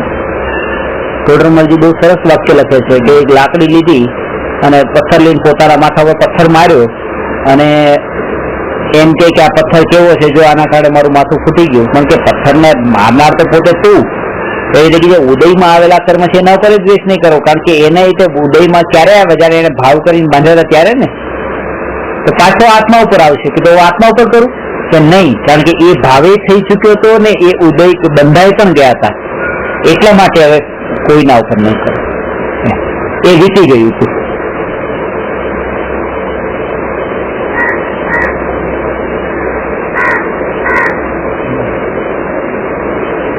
દરેક જગ્યાએ અનેકાંત ઘટાવાનો અનુભવ હોય છે, એકાંત ઉત્સાહથી નહીં. તો આમ જોઈએ આત્મા કરતા છે, રાગદ્વેષનો કરતા કોણ? એ આત્મા તો દ્વેષ છે.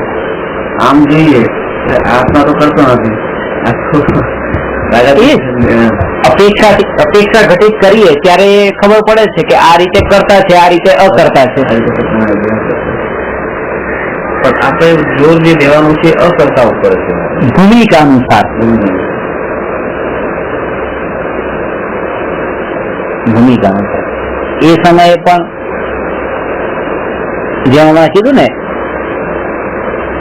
કે આ નેટ જાળી ઉપર જે પડવું જોકરનું, તો કે સારું કે નહીં, કે એ સમયે તો એ પડવું એ જાળી ઉપર ઉપરથી નીચે પડ્યા પછી તો જાળી ઉપર પડવું એ જ સારું. અને જ્યાં સુધી ત્યાં લટકે છે ત્યાં સુધી તો એનાથી થોડુંક એ નીચું આવવું સારું નથી એના માટે.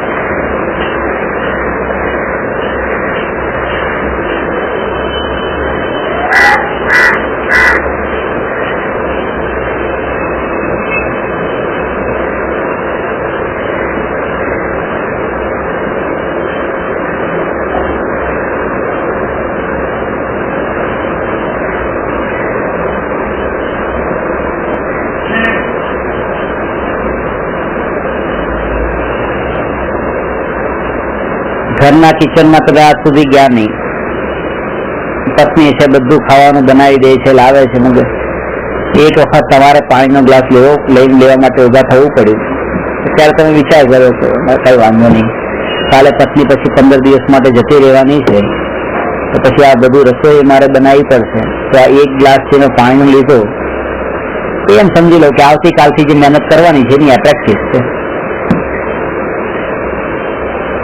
કાલથી તો બધું જ મારે કરવાનું છે, ત્રણેય ટાઈમ મારે જ કરવાનું છે. તો આજે આ પાણીનો ગ્લાસ જે લેવો પડે એ અભ્યાસ તો ચાલુ કરો. પાણીનો ગ્લાસ તો હજી લેવા માટે હજી હિંમત નથી ચાલતી, હું કેમ લઉં?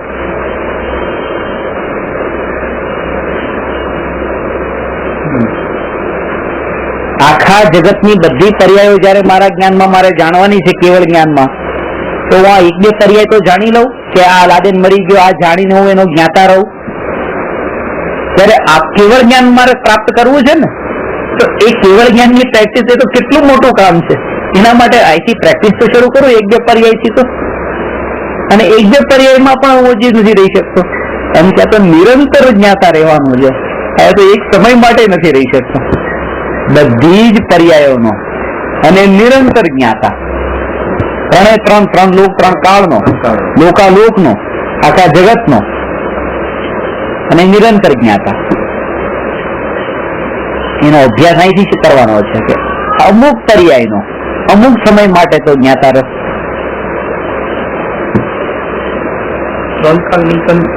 પર્યાય ગણાય છે.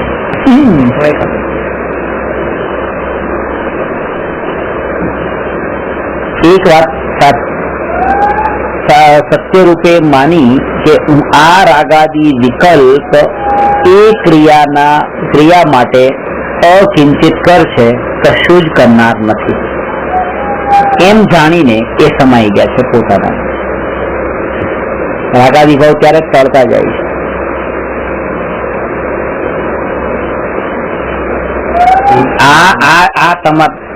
તમે કોઈ એવું કામ કરી રહ્યા છો અને મને જયારે પ્રતિમાં એમ આવ્યું અને રાગ એવો મંદ પડ્યો, ત્યારે એ વિકલ્પ મને ન આવ્યો કે હું તમને કહું કે તમે આમ નહીં કરો, કે મારા ભાવો તમારા માટે અકિંચિત કર છે, કઈ કરનાર નથી, તમારા ઉદય અનુસાર જે થશે થશે.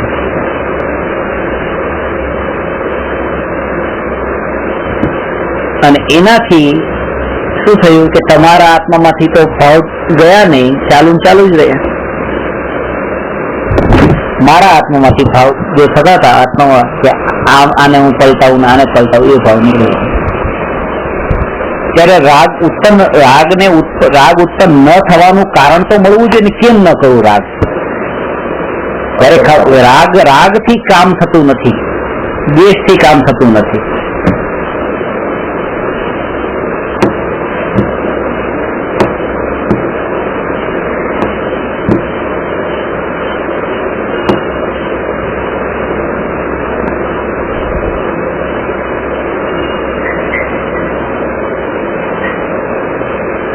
રાખશે, દ્વેષથી કઈ કામ થતું. જયારે કોઈ વસ્તુમાં અધિકારીપણું તમે લીધું, કર્તાપણું, ત્યારે રાગ દ્વેષ થવાના.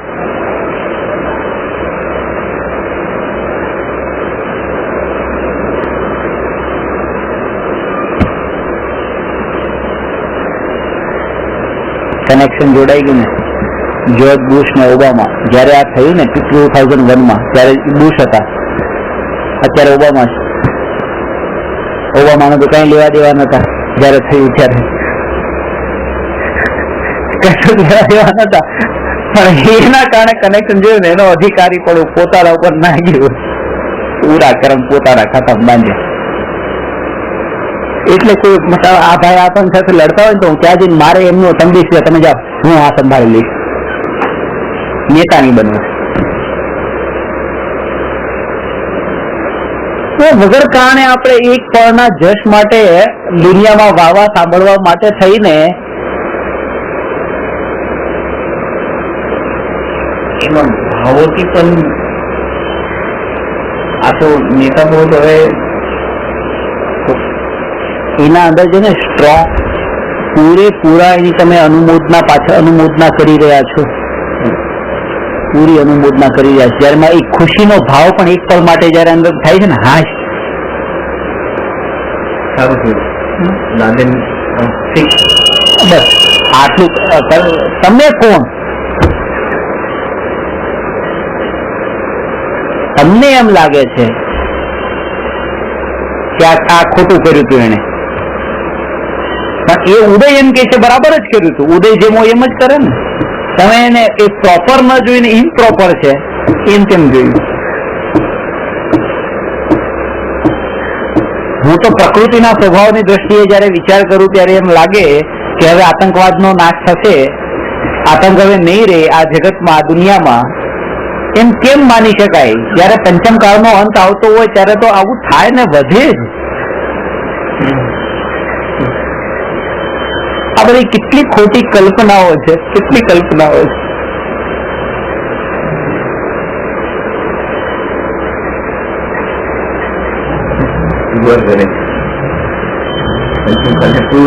પંચમ કાળ બસ પુત્ર જેવી વાત થઈ ગઈ. હા, ક્યારેય ન ટળી શકે.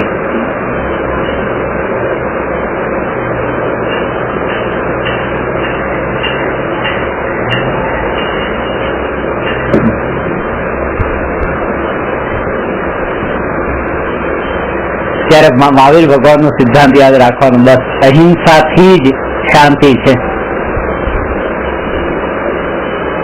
હિંસાથી ક્યાંય શાંતિ નથી. આ તો હિંસા થાય ને. કોઈ વ્યક્તિ પોતાના હાથમાં રિવોલ્વર લઈને જતો હોય તો કેમ? સિક્યોરિટી માટે, સેફટી માટે. આ રિવોલ્વર એ સેફટી નું સિમ્બોલ કે આ હોય એટલે પોતે સેફ થઈ ગયો, અરે બીજો અનસેફ થઈ ગયો. પોતે તો કઈ નથી થયા આમાં, બીજાની સેફટી ઉપર ક્વેશ્ચન ટેક લાગી ગયો કે હવે આ સેફ કે આ સેફ, કોણ સેફ? હવે આ હાથમાં પિસ્તોલ છે એટલે, અને માને છે એમ કે મારી સેફટી છે. હાથમાં તલવાર લઈ જાય તો બીજો સેફ છે કે પોતે સેફ છે? બીજો અનસેફ થઈ ગયો એ તલવારથી. તો જો ખરેખર એને સેફ રહેવું હતું ને તો હાથમાં તલવાર નહીં, ઢાલ લઈને જવું હતું. તો એ સેફટી નું સિમ્બોલ હતું કે કોઈ મારે એ સેફ. એટલા માટે તે 6 ઢાળા જે આવ્યું, 6 ઢાલા, એ 6 તલવાર નથી રાખ્યું, ઢાલ રાખ્યું. સંસારના દુઃખોથી બચવા માટે આ શાસ્ત્ર છે, 6 ઢાળા. આ ઢાલની જેમ તમારું કામ કરશે, તલવારની જેમ નહીં. હમણાં એ વાત નીકળી કોઈ દાખલો નીકળ્યો એ મુસલમાનોના એન્ટી છે કે આટલું બધું થઈ ગયું છે, આપણે જેના પર એકદમ બાયલા થઈ ગયો છે. તો અત્યારે શીખો છે એમને માનું છું તલવાર રાખે, આ રાખે, દરેક જણે ઘરમાં એક પિસ્તોલ રાખવું જોઈએ. મને દાખલો આપ્યો, જીવ પર એક પિસ્તોલ એક બે જણ બેઠા હતા, લવર્સ બેઠા હતા. એમાં પેલા 2 કુંડા આવ્યા અને પિસ્તોલ આવ્યા. પેલાની પાસે ખોટી પિસ્તોલ હતી, બતાવ્યું. એટલે સાચી દુસ્તો ગાડીને સાડી ઉડાવી નાખી. જો આ હતી તો કામ થયું. આજ તમારા દીકરા પાસે હોય અને તને આગ્રહી છો ને હોવી જોઈએ, ઘરમાં એક હોવી જોઈએ, દરેક પાસે હોવું જોઈએ. તમારા દીકરા પાસે હોય તો કેવું હોવી જોઈએ, હોવી જોઈએ. બરાબર. આજે તમે કહો છો ને કે આ કામ કરી લે અને ઉઠ ને જે પ્રમાણે તમારી જે ટોન છે ને ટોન બદલાઈ જાય. પિસ્તોલ હોય એ તો તમારો છોકરો છે. છોકરો હોય એટલે તમને ખબર પડે ને કે આની પાસે ગુસ્સો છે અને માયનો ટોન બદલાય છે ને ત્યારે એનો ગુસ્સો આવે ને શું કરી નાખે. અહીંયા સ્ટડી મુસલમાનોએ કરી છે. બરાબર છે. આક્રોશ પોતાના ઘરમાં વધારીને વાત હતી અહિંસા અને એની હાથ હતી હાજ બાતની ઉપર. જ્યાં અહિંસા છે ને એ ઘરમાં શાંતિ છે. બધા સંસ્કાર તો એવા પ્રકારના ઘરે થાય છે, બધા નિર્ભય છે કે બધાની પાસે ઢાળ છે. આજે જયારે તમે એ સંસ્કાર આપો છો કે બસ તમે મરી પડો ને મારી નાખો ને કાપી નાખો એમ જયારે તમે કીધું ત્યારે એ વ્યક્તિમાં સંસ્કાર એવો બંધાણો તો એ ઘરવાળા નહીં મારી નાખશે. પછી આ મુસલમાનો આજ છે ને અંદર અંદર જ તો પછી થાય છે ને. પેલા દેશને લડવાની વાત કરી ને તો અધિકાર તો દરેક જગ્યાએ છે ને, ઘરમાં પણ અધિકાર છે. તો પછી પપ્પાની જાણવી જોઈએ. ત્યાર પછી એને પોતાની ઈચ્છા વિરુદ્ધ જે થાય ત્યાં બધે જ આવા ભાવ થાય. બધે ઈચ્છા વિરુદ્ધ થયું એટલે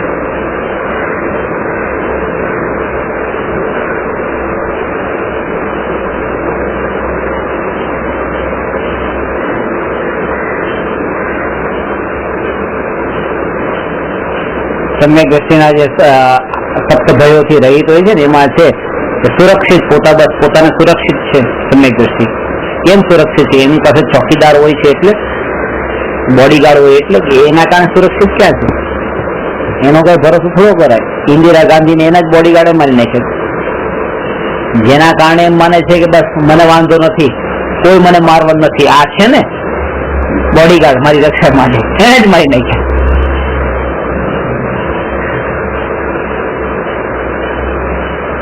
એના ઉપર ભરોસો મૂકો કોઈના ઉપર. પોતે સમ્યક દ્રષ્ટિ ઉપર કેવી રીતે ઘટિત થયા? સમ્યક દ્રષ્ટિ તો એમ માને, સમ્યક દ્રષ્ટિ પણ પોતાની સુરક્ષાનો આધાર કોઈ બીજાને નથી માનતા. એમ નથી માનતા કે મારો છોકરો આટલો છે, આટલો સારો છે, એટલા માટે હું સુરક્ષિત છું, સેફ છું. એમ માને છે કે મારામાં તો હું ક્યારે નષ્ટ થવાનો જ નથી એટલે હું સુરક્ષિત છું. એટલે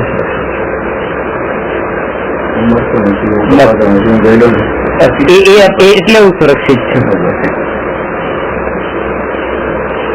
હું પર્યાય નથી, હું દ્રવ્ય છું એટલે સુરક્ષિત છું. પર્યાય હોત તો પળે પળે મરે વગર મારે.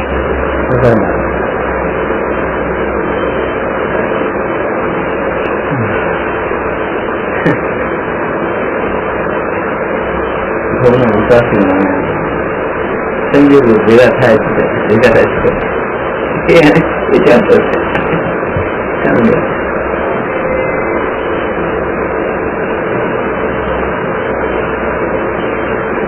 પહેલો ક્રમ એ છે હા મુસાફર વાળો.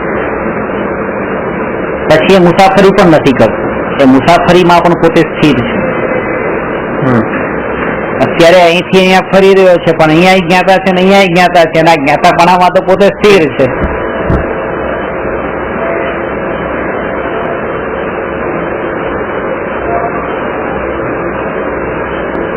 મુસાફર ક્ષણિક નો બોધ કરાવે છે ને જ્ઞાતાપણું નિત્યનો અનુભવ કરાવે છે. પહેલું કદમ એ જરૂરી છે ભાઈ આ રેવાનું નથી, આ રેવાનું નથી, આ રેવાનું નથી, આ રેવાનું નથી. તો મારે રાગ દ્વેષ નથી કરવા, રાગ દ્વેષ નથી કરવા એ બચવા માટે પ્રયત્ન.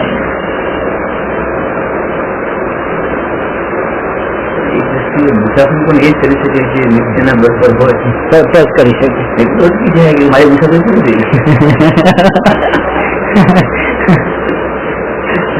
થઈ મારી માની બેઠો હોય તો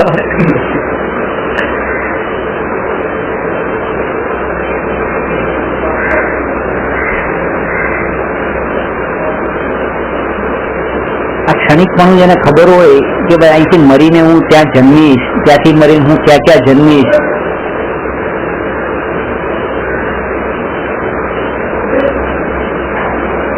જે જ્ઞાન મને મળ્યું એ જ્ઞાનનો હું આ દુરુપયોગ કરી રહ્યો છું, પોતાના ખજાનાનો દુરુપયોગ કરી રહ્યો છું, વૈભવનો દુરુપયોગ કરું છું.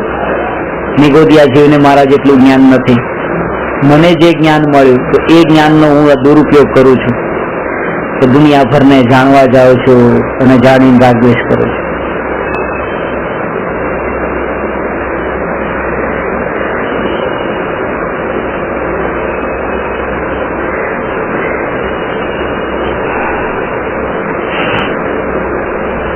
આ જાણવાનું કારણ છે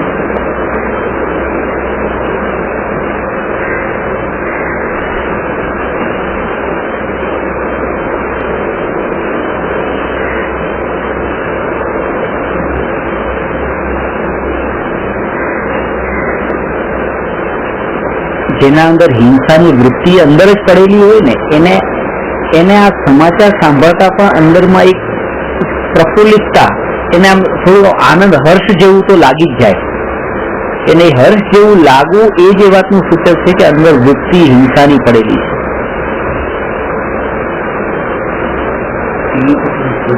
આવું ચાલતું હોય ને ત્યારે મજા આવતી. હવે આમ હૃદયને વૃત્તિ પકડાય છે કે આ જો આનંદ બને, આનંદ બને.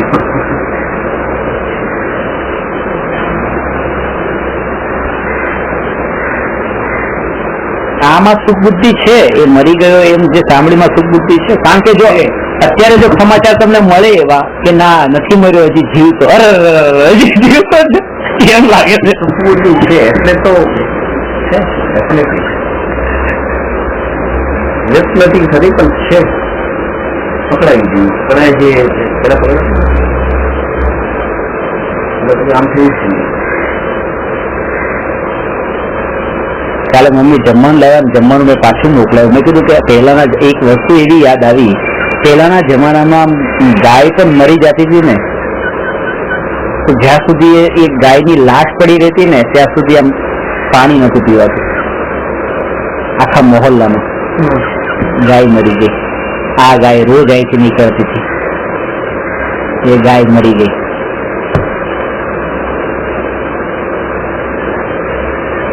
મારા વિચાર દુનિયા પાગલ સમજે, મેં લાદેનના મરણમાં ઉપવાસ કર્યો.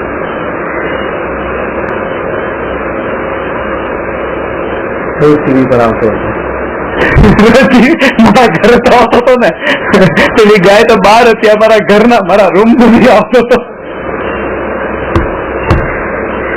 એના માટે એ જ ભાવ કે એક આત્મા છે, એના માટે હું કેમ નફરત કરું, એનો એ મને અંદરમાં સ્પર્શવું જોઈએ, એનું મરણ પણ. અને એ ધર્મ છે કે તમે જેને ભલે શત્રુ હતો,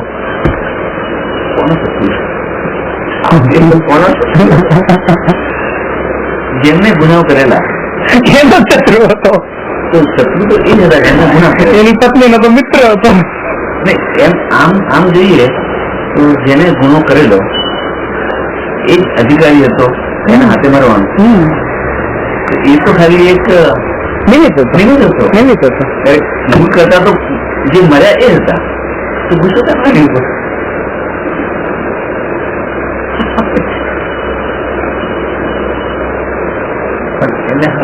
એને પણ ગુનો જે કરેલો એને પણ કઈ હક નતો કે હું એને ફરીથી મારે. હા, એને હક નતો, બરાબર છે. એનો પણ ગુનેગાર નહીં, આ તો કર ઉદયા છે. બરાબર છે. એને પણ માત્ર જાણવાનું છે. આ બધું વ્યવસ્થિત ત્યારે જ દેખાય, કોઈ કારણ હતું ત્યારે એટલે કોઈ કરતા થઈ ગયો. કોઈ કારણ હતું એટલે કરતા થઈ ગયો, બસ. બાકી ધન કાંઈ નતું, કાંઈ નતું. એક કારણ એ ઉદયાદીન હતું.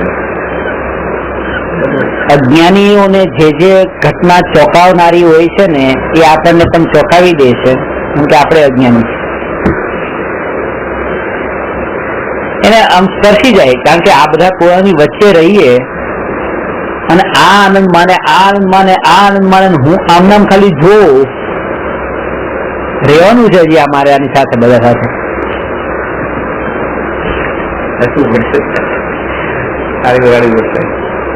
પણ એ ખાલી ક્રિયાથી નહીં, અંદરથી ચોટી જાય પાછો પૂરેપૂરો.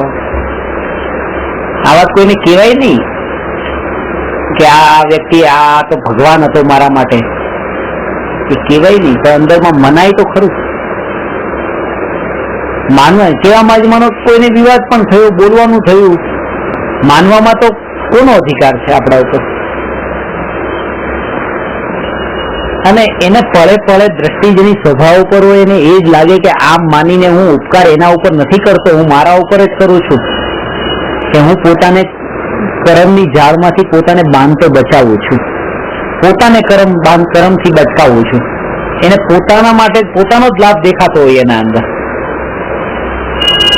એમાં જયારે એમની લોકોને સારું દેખાડવાની જયારે દ્રષ્ટિ જાય છે ને ત્યારે પછી શીખવાનું મુશ્કેલ થઈ જાય છે. આવું ને આવું થતું જાય છે કે બધા તાલી પાડી રહ્યા છે તો હું પણ તાલી પાડું, બધા વાત કરે તો હું પણ આવી વાત કરું. હા, તો પછી એના જેવો જ થઈ જાય છે. એટલે એને એનાથી દૂર બેસવા માટેનો ભાવ નથી આવતો કે જવા દે, મારે એક ત્રીજો પણ એક ઓપ્શન છે. મૌન રહો છે. હા, ઓછું જરૂર નથી કે દરેક ચીજની અંદર તમારે captive અને અંદરથી તમે જાગૃત રહો, પાછા અંદરથી જાગૃત રહો. મૌન પાછું બહારથી મૌન રહો. હા. મૌન રહેવામાં સુખ છે. સુખ બોલો કે દેવ છે. એટલે અમારા ગુરુજી એમ કહેતા કે તમે કોઈને ફોન કરો તો ફોન કરતી વખતે ફોન ચાલુ નથી રાખતો, 2 મિનિટ વાત કરીને પછી અને ફોન કરો ત્યારે તમે કન્ટિન્યુઅસ બોલી દો છો, વચ્ચે બ્રેક નથી પાડતા, પછી કાપી નાખો. કારણ કે તમને ખબર છે કે આ 2 મિનિટના હું પૈસા ચૂકવું છું. જયારે તમે કોઈ સાથે વાત કરતા હો ત્યારે તમને એમ લાગવું જોઈએ કે આના માટે પણ કંઈક ચૂકવી રહ્યો છું, એટલા માટે હું લિમિટેડ શબ્દોમાં જ હું આ વાતને પૂરી કરી દઉં. અને જે જરૂર ન હોય તો બોલું જ નહીં.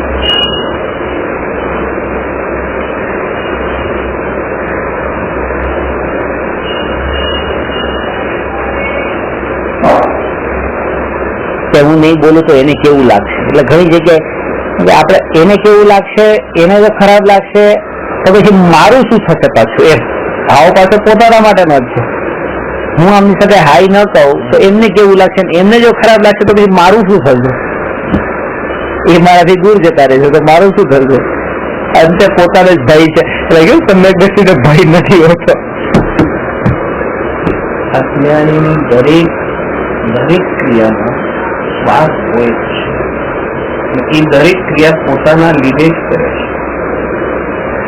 ભલે બોલે ગમે એ બોલે પણ અંતે એનો શ્વાસ હોય છે. આપણે બીજા માટે કઈ વસ્તુ કરતા નથી.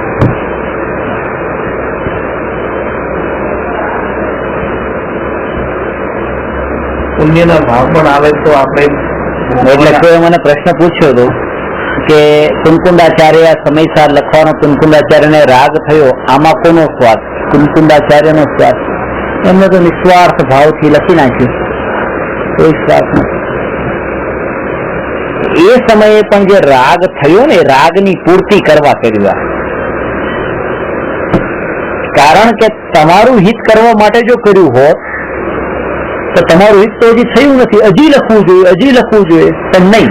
પછી એમનું હિત થતું હતું તો તમારું હિત કરવા ન રહ્યા. એનો મતલબ કે પોતાના માટે જ ચાલે.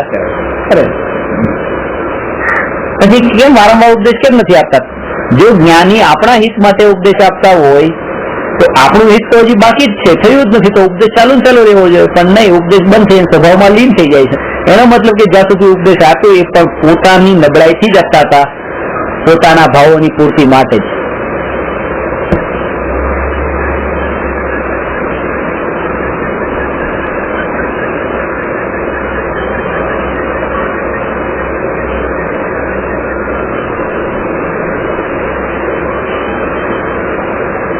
માતા પિતા છોકરાને સંસ્કાર આપે, છોકરામાં સારા સંસ્કાર આવવા જોઈએ. નામ છોકરાઓ લે કે છોકરા માટે કરીએ, છોકરાને ભણાવીએ છીએ. કોના માટે? અમારે કોના માટે? તમારા માટે છે ભાઈ. અમારા માટે શું છે?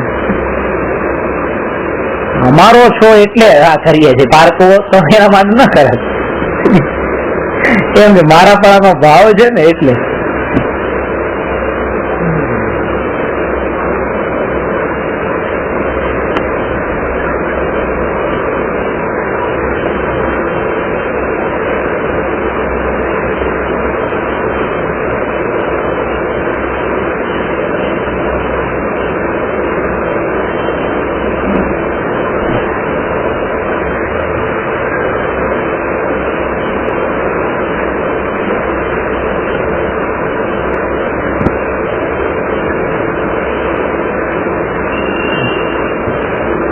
માન્યતામાં એમ માનવું, હું તમારા માટે કંઈ કરતો નથી, એનું નામ નિશ્ચય છે. તમારો ઘણો આભાર, તમે મારું ઘણું કર્યું, એક વ્યવહાર છે.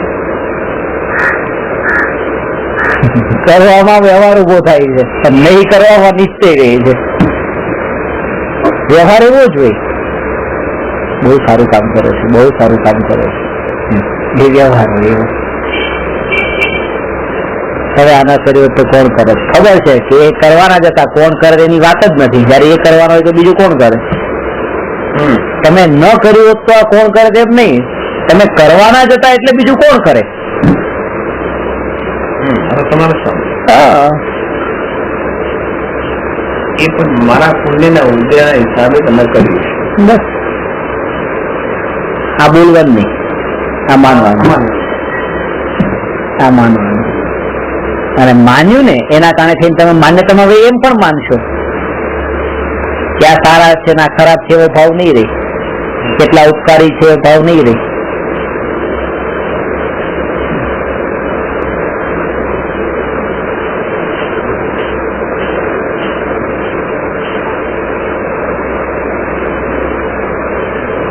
એટલે એક વાત તો જીવનમાં ધ્યાનમાં રાખવી કે વ્યવહાર પણ તમે કરતા હો તો કોઈનો ઉપકાર તો માનવો નહીં જે વ્યવહારનું કામ તમારા માટે, દુનિયાનું કામ તમારું કરી દે. એના માટે બે શબ્દ અલગ અલગ વાપર્યા છે, ઉપકાર અને સહકાર.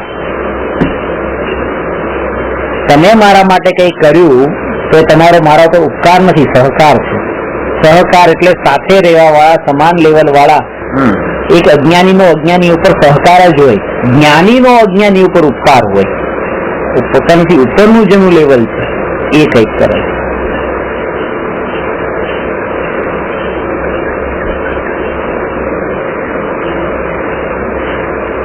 ત્યાં તો એક સહકાર છે, એ વ્યવહાર પૂરતો, બાકી ત્યાં પણ કર્મના ઉદય છે. એટલે કૃપાદય જે શબ્દ આવ્યો, અહો અહો શ્રી સદગુરુ કરુણા સિંધુ અપાર, આ પામર પર પ્રભુ કર્યો અહો અહો ઉપકાર. જ્ઞાની ઉપકાર કરે.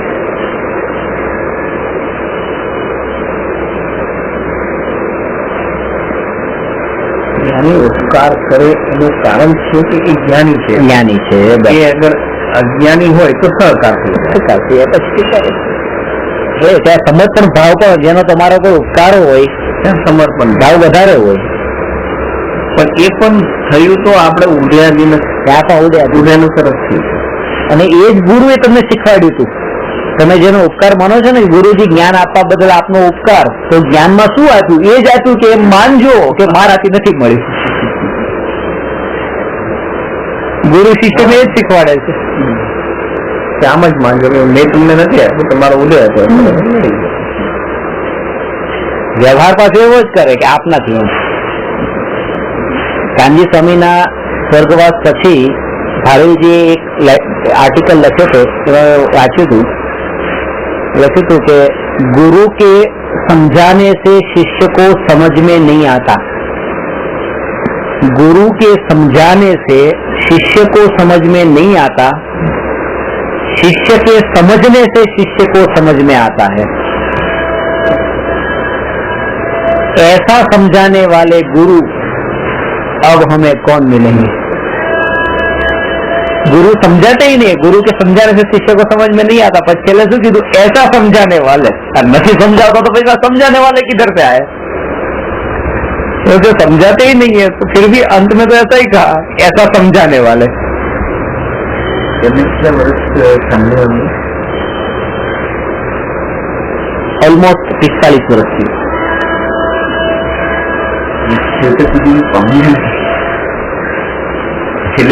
એટલે સમજાય ને કે ગુરુ કે સમજાને છે સમજ में नहीं आता, ત્યારે સમજાનું કે જે આમાં પરિણામ થઈ ગયા.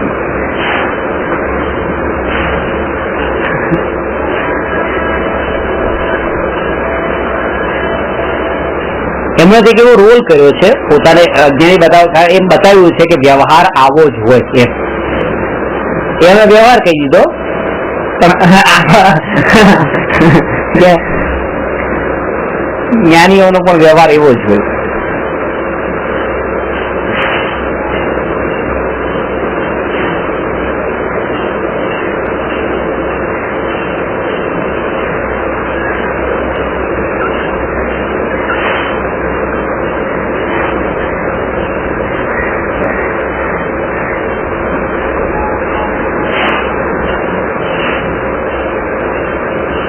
હવે છે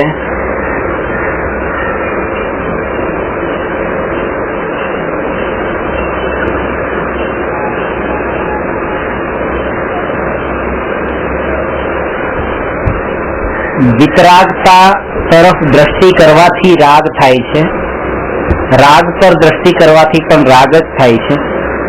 વિતરાગતા તરફ દ્રષ્ટિ કરવાથી રાગ થાય છે, વિતરાગતા તો થતી નથી. પરાગી આત્મ તત્વ તરફ દ્રષ્ટિ કરવાથી વિતરાગતા થાય છે. અહીંયા વિતરાગતાનું જે કારણ છે કે રાગનું કારણ છે એ સામેનું નથી લેવાનું.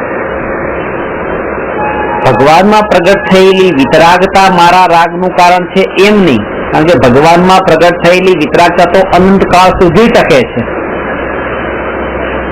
પણ મારો રાગ અનંતકાળ સુધી ટકવાનો નથી.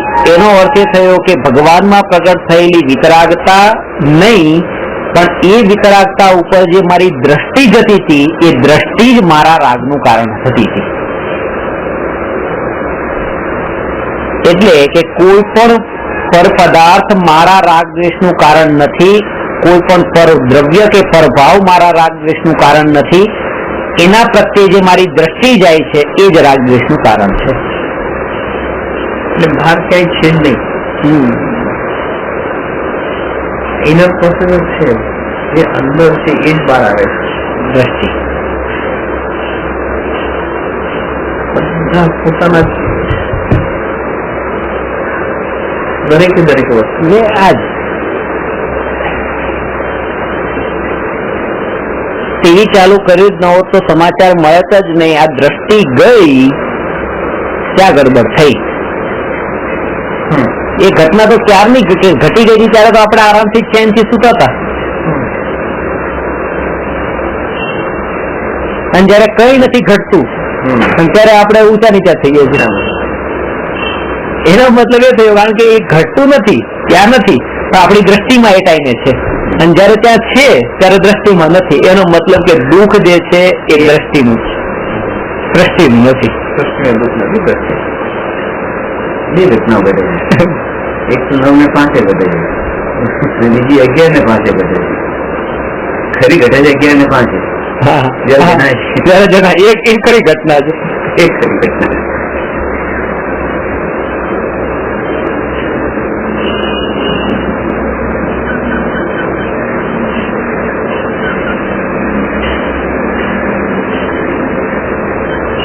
અને એને ત્યારે કોઈ ફરક નથી પડતો 9 ને 5 ઘડી, 9 ને 10 ઘડી, 9 ને 15 ઘટી. એના માટે તો 11 ને 5 જે ઘટી એ જ ઘટી.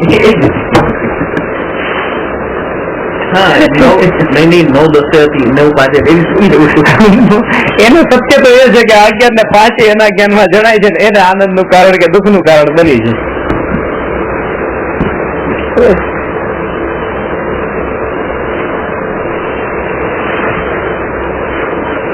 એટલે બીજાની પર્યાય ઉપર તો દ્રષ્ટિ પણ કરવાની નથી, ને પોતાની પર્યાય જે છે એને જાણવાની છે, એને માપવાની છે, અને એને માપવાની છે કોની સાથે રાખીને? દ્રવ્ય સ્વભાવ સાથે રાખીને. મૂળ વાત પછી એ જ દ્રવ્ય સ્વભાવને પોતાની પર્યાય સાથે બરાબરી કરવી. સ્વભાવમાં એક અંશ માત્ર પણ રાગ નથી, દ્વેષ નથી, વિકલ્પ નથી. તો આ જે વિકલ્પ પર્યાયમાં પડ્યા છે આ નબળાઈ જ છે, એ ઉદય અનુસારે છે. હું એનો માત્ર જ્ઞાતા છું એમ જાણીને દ્રવ્ય ઉપર જ દ્રષ્ટિ કરે ત્યારે આત્માનુભૂતિ થાય. નમો અરહંતાણમ નમો સિદ્ધાણમ નમો આયરિયાણમ નમો ઉવજ્જાયાણમ નમો લોયે સવસાહમ.